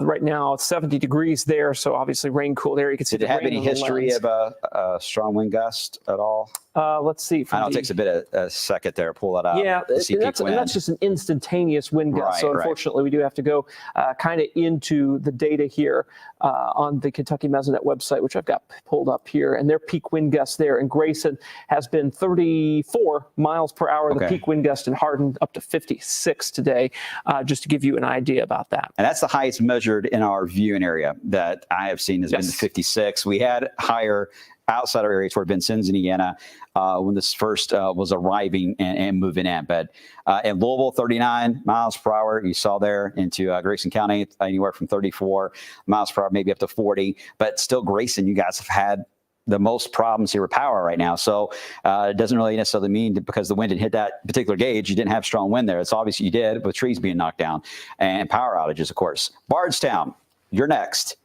Get ready for a little wall of rain and wind. I would say your gusts could get up there around 50 miles per hour. I'm not really going to go on the higher end of those numbers yet. I haven't seen enough support for that until we get more reports. But still, with these gusts have been averaging around 45 to 50 miles per hour, we're getting a lot of tree damage here, guys, which is a bit unusual.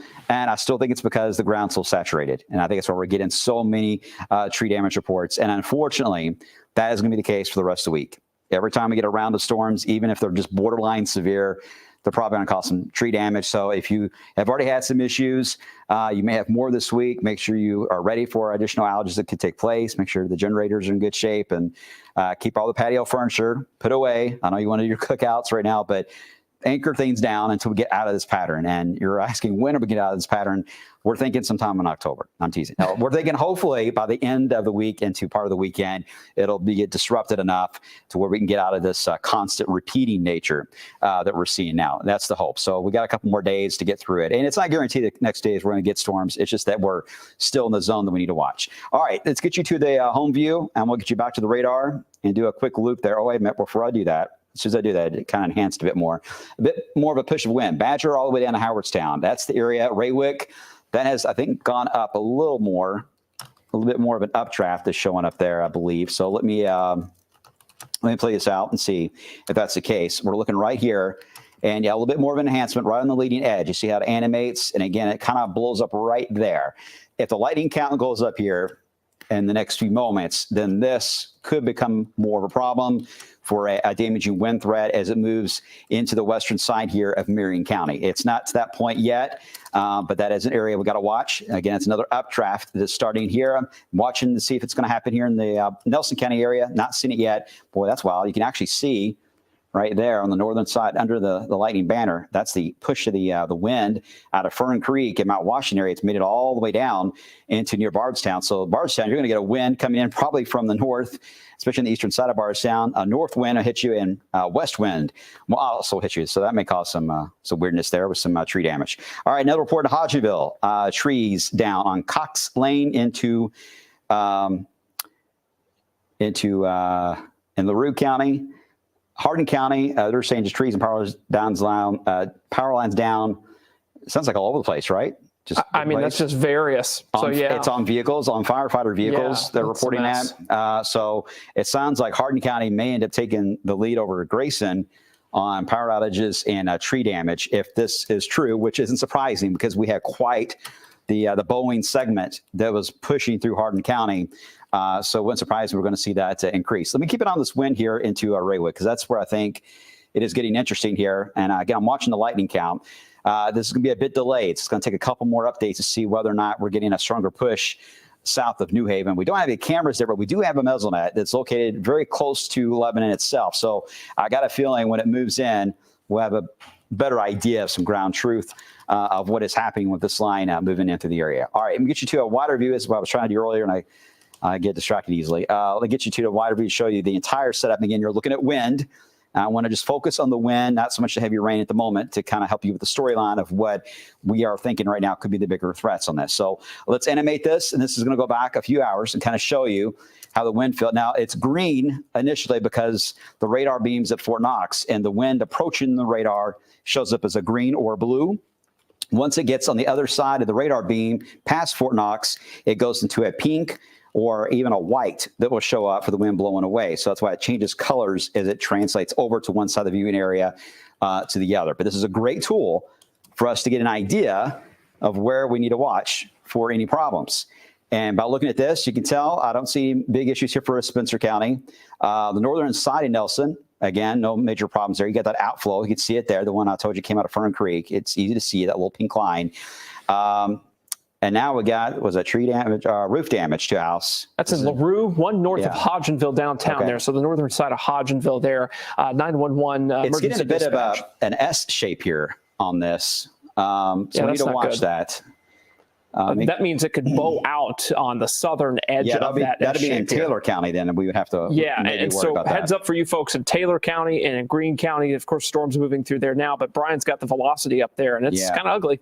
It's going up and up. So they may update this tag on it. We'll see as it moves on by. Let me kind of get you a little closer view on that. Again, this is right over, let me stop the radar so we can look at this. Again, you're looking at wind, not rain, right over the Badger community, south of New Haven. This is where it is really trying to bow out. I'm going to get you a little closer than that.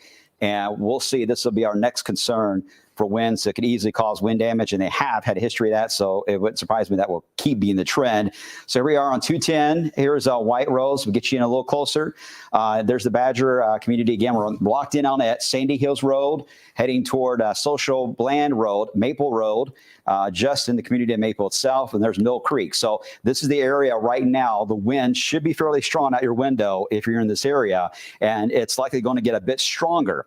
So that as this evolves, it's going to be heading toward the east, heading toward the, looks like the Hagensmith Road area, Gravel Pit, and Bull Trail Creek will be next in line if that were to hold together. So let me get back out to a bit of a wider view, and you can really see how, again, you're getting kind of, let me draw it on here, a bit of an S shape to it, indicating it's pretty common to see this with mesoscale convective systems, or MCS, we call these things. When it gets that shape to it, it's right in here that you got to watch. You can also get rotation too out of that. So got to watch that as it moves on by through Marion into Taylor. But that looks to be the core of the push of air that is going to cause us the biggest problems here in the short term, which is good news for those of you in Hart.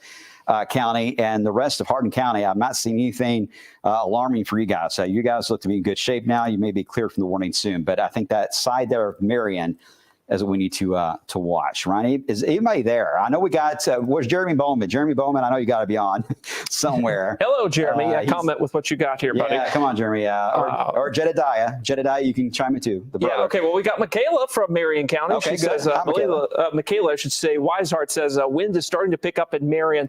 So it's really just starting in her location there. Wind's picking up in Taylor County from Linda Hayes right now. New warning coming out, just popping on my screen here. Okay, observe too. Oh, goodness. Yep. Yeah.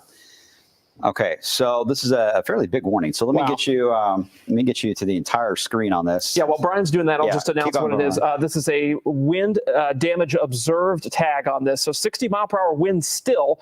Adair, Barron, Boyle, Casey, Clinton, Cumberland, Greene, Lincoln, Marion, Mercer, Metcalf, Monroe, Russell, Taylor, Washington counties, parts of those counties at least, all involved till 3:30 this evening. The hail is not a problem with this. As we've been saying, it's mostly the wind issue. The text data here says that, it's a wind threat that is observed that's just coming out with this, Brian. All right. And this is the one that's caused probably 90% of our damage reports, too, as it moves on by. So this is it. This is the last of the warnings for this round for Wave Country, and then we're done. So this is going to be 3:30 Eastern time, 2:30 local time. But this is, again, is the main point that we're watching. They connected another warning up here on the northern side too. Wow. So right when I said that, they connected another one.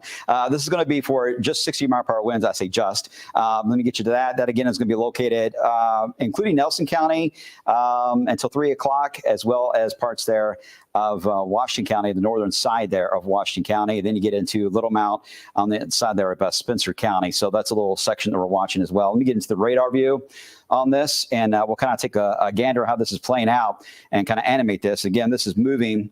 Oh, that's the Mesonet report earlier. Just came in, by the way. Okay, so here's the animation of this, and you can see this line. Okay, there's the gust itself ahead of it. See that little green? That is where the line, the wind is enhanced a bit, and the lightning count has gone up too. Just north of Bardstown. The Bardstown camera could get interesting here in a minute. We'll see. The worst of it is just north of Bardstown itself, but we may be able to see the view. I can't recall if it's always facing north or not. I believe it is.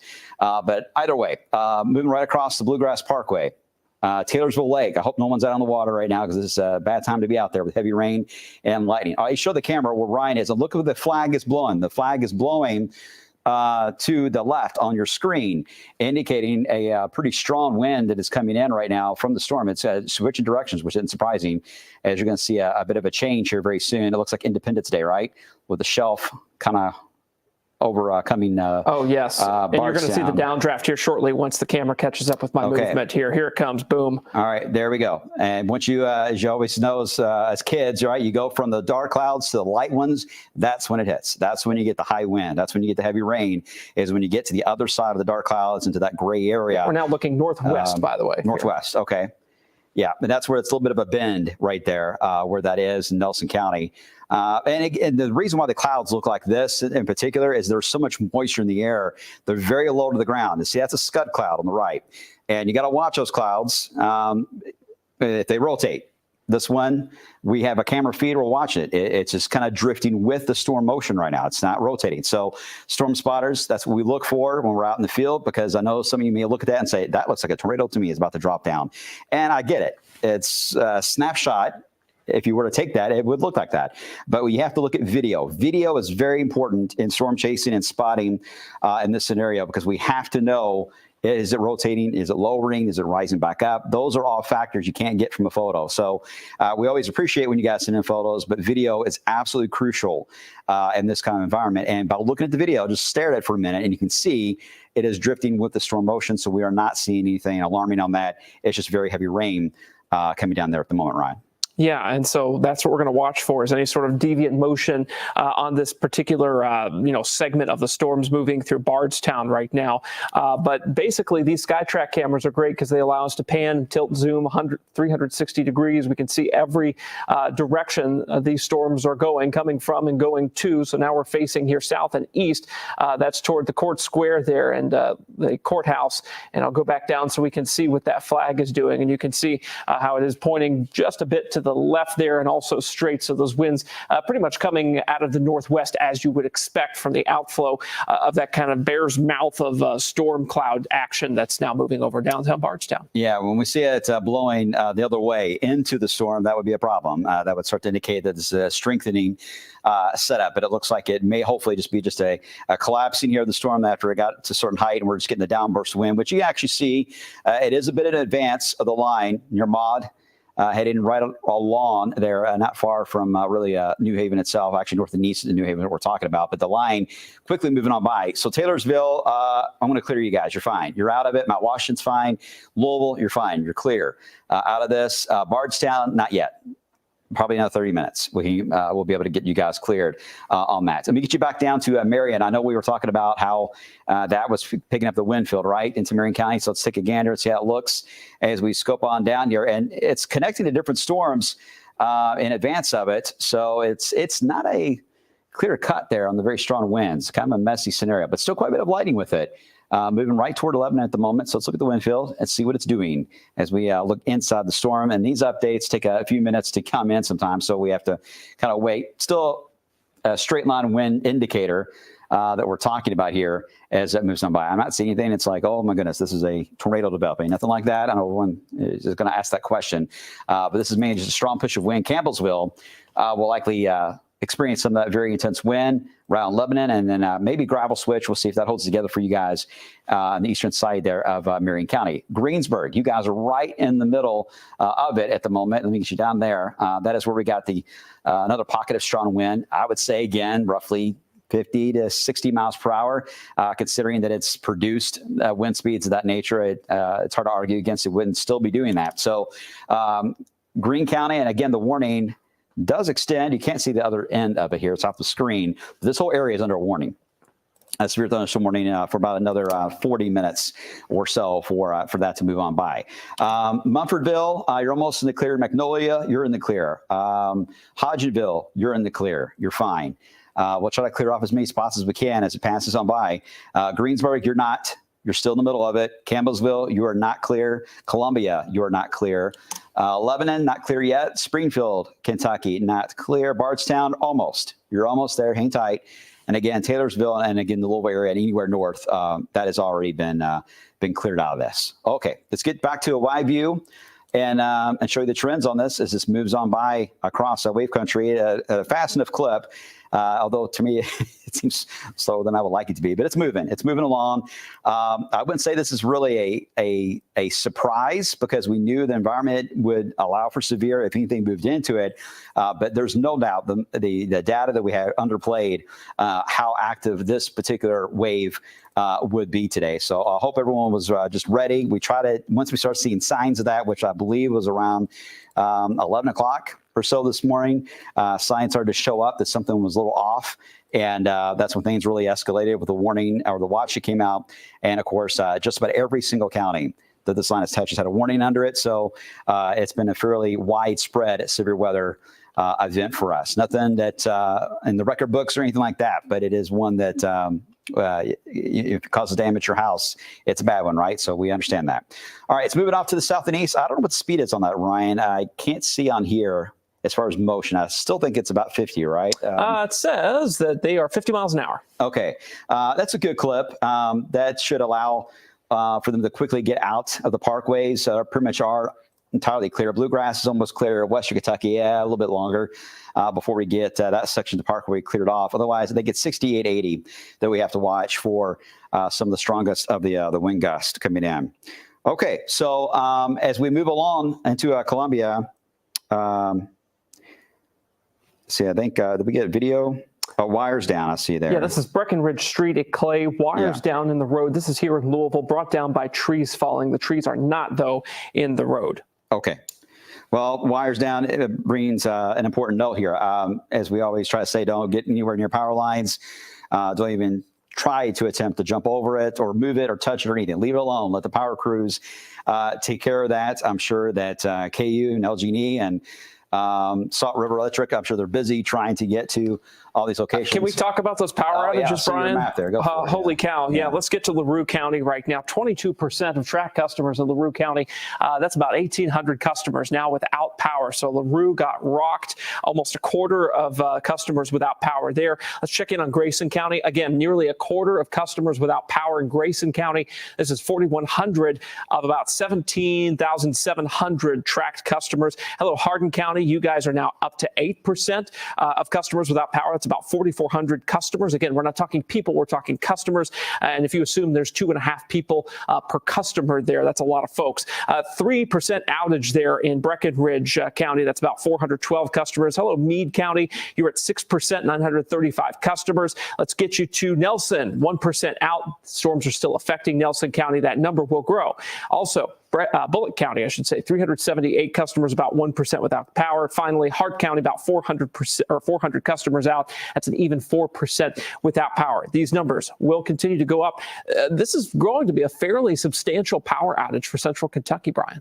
Yeah, this is again. I'm glad it didn't impact the Louisville area much more than what it has, because we had much more of a bigger issue. But no doubt, a lot of the power grids in Central Kentucky have certainly been hit.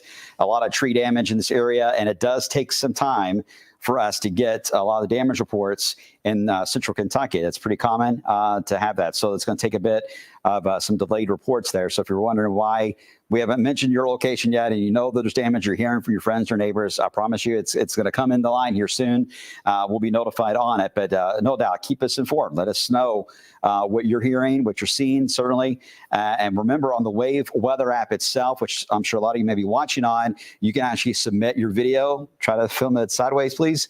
But submit your video and your pictures. Be as detailed as you can, and typing everything out, so we know you don't have to give away your exact location. All right, we don't want to dox you here, but if you have the ability to at least put on there the potential for the area of the county that had the most damage, that helps us out and helps emergency crews out too, to getting to the right spots there. And again, it's moving now out of Bardstown. So Bardstown City, I'm going to clear you guys. You're fine. E-Town, you're clear. You're good there. Litchfield is good. You're cleared out of that.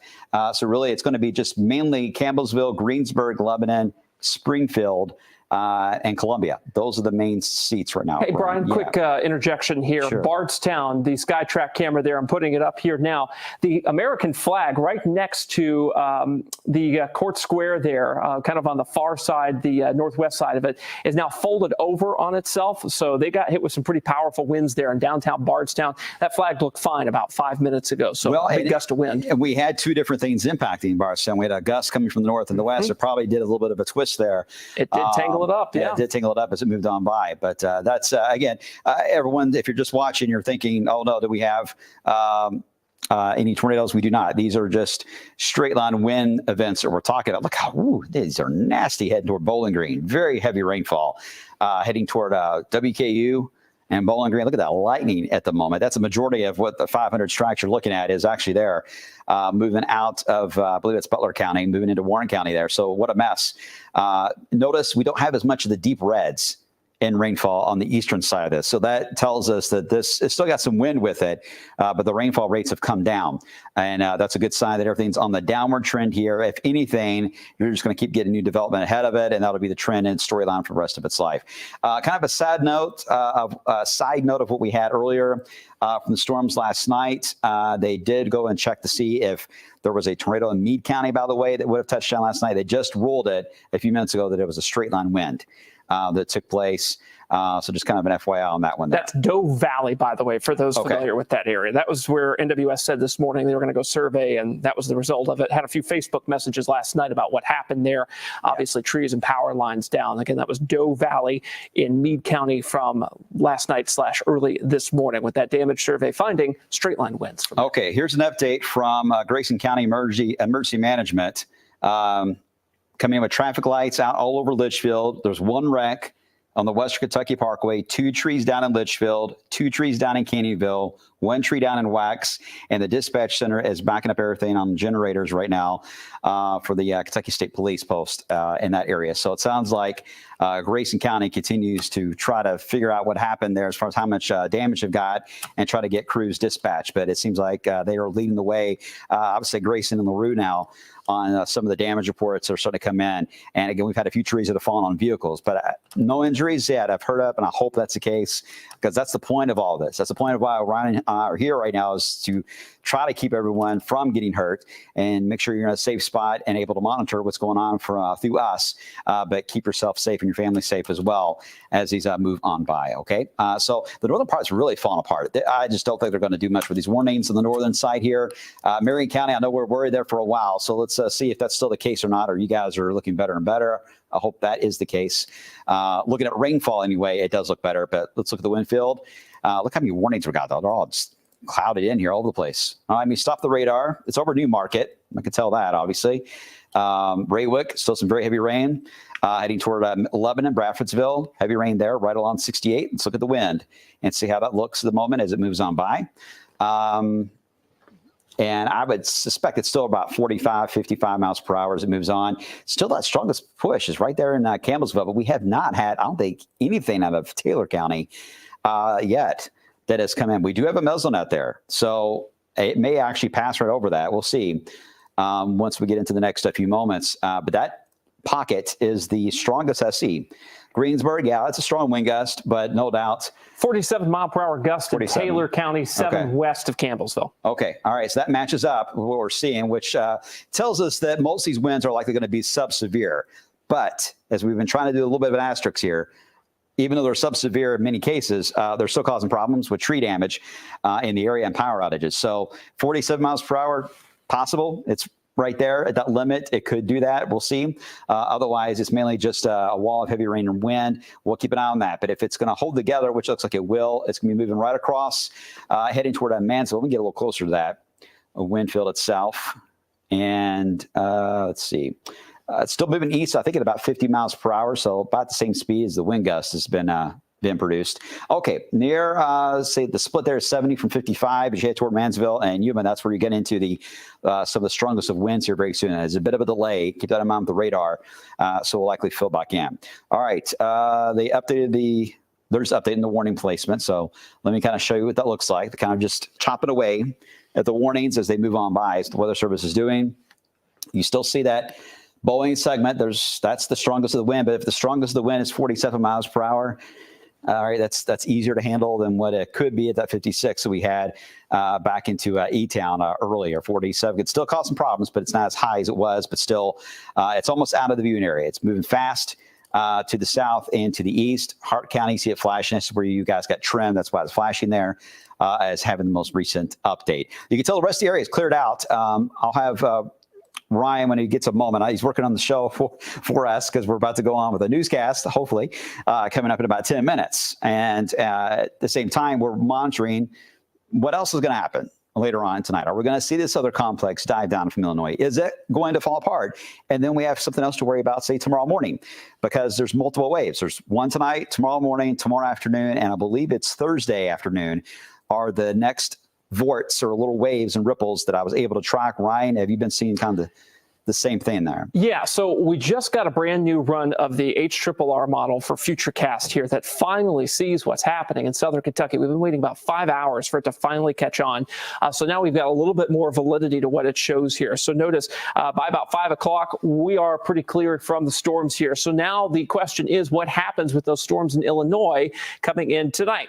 Well, this version of Futurecast, boom, right around 10 o'clock this evening, pounds us once again with another round of storms kind of along that same boundary that's laid out across really west central Kentucky here. So those will march through our area over almost the identical counties per this run of Futurecast going throughout tonight through about midnight or so. So between about 9 p.m. and midnight, additional thunderstorms moving through. Some of these could be severe. Again, it's about 3 o'clock in the afternoon. Yes, there's rain-cooled air here. Yes, the atmosphere is not in a mode where it would want to produce additional severe weather. But the question is, will the atmosphere be able to recover enough in time to see that next round of storms be as powerful as what this model says here, weakening as it approaches, of course, too.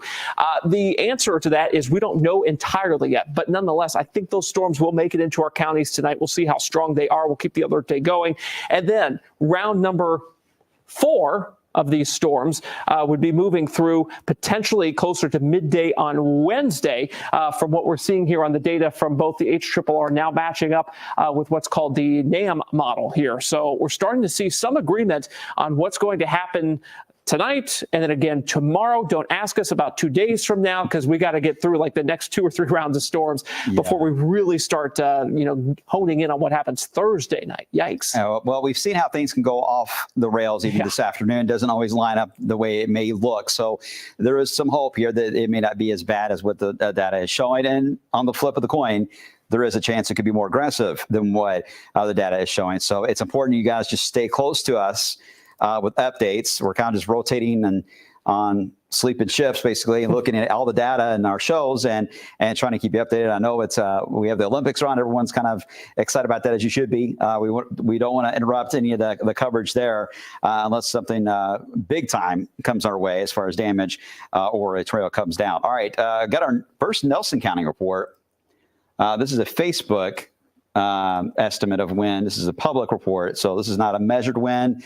Well, actually, it says measured. So they have measured and estimated both listed there. Clear as mud. Clear as mud. But 60 miles per hour was the number anyway for Nelson County. So we'll see if that's the case or not as that continues to move off to the east. But the reports of damage and everything's kind of been easing back here a bit, even though we got some strong wind fields that are showing up. I'm not seeing the reports yet. It doesn't mean it's not happening. I just think they're a bit delayed, but we're going to be monitoring that as it quickly moves out of Taylor, Green, Marion. I think that's the worst of the spots right now that we need to monitor when it comes to still that strong wind gusts and potential for some tree damage here. And just kind of recapping again, in just a few minutes, we're going to be starting up our 3 o'clock newscast in about 6 minutes. With an update. I think Myron Siri will be joining me as well, but we'll have an update on the news of the day, but also if there's been any reports of damage, we've been able to get video of. I think the newsroom's working hard on that. We may be able to show you that coming up in our 3 o'clock show, and we'll have a 4 o'clock and a 5. So we're not going anywhere this afternoon, guys, and we're not going anywhere tonight.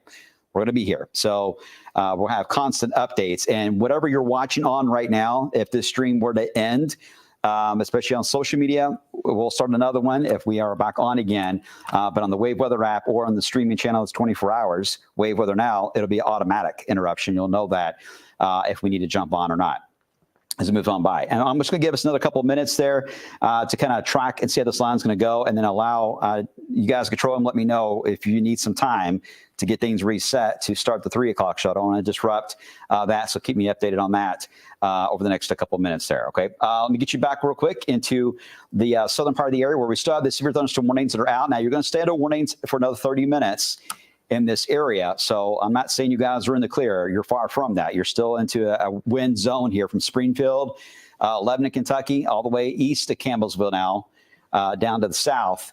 I'm waiting to see if we get any more reports in that particular area. It looks like they're going to expire the warning. I'm not sure what section. It looks like it's going to be Barron. It's Greenhart, Metcalf, Taylor. I think it's this section here may expire. Will be the one that they'll. We'll see if they can. If they'll. I don't think they really need to reissue. It's kind of drifting through the warning itself. And what that means, basically, when they say that, they're just going to let the warning go as is in its full entirety, but likely not getting reissued by being expired. So it's not canceled. It just means that it won't, at the moment, get renewed when it needs to be. But that we've seen that change many times. So it's not always a lock. Okay, Columbia now getting the hardest hit of heavy rain. Greensburg, I'm going to clear you guys. You're fine. Greensburg, you're fine.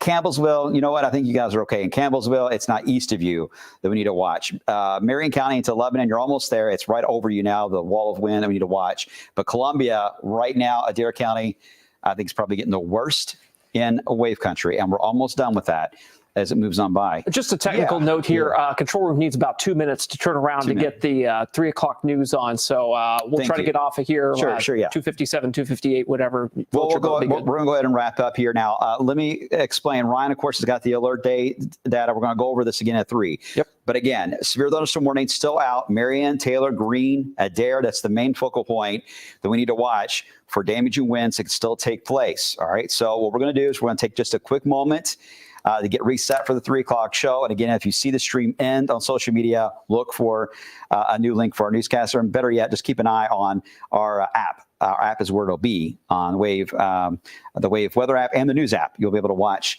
what we're doing here for the storm coverage. Okay, we're going to take a quick break and we'll be back with the full rundown again starting in about 3 minutes. Stay with us, guys.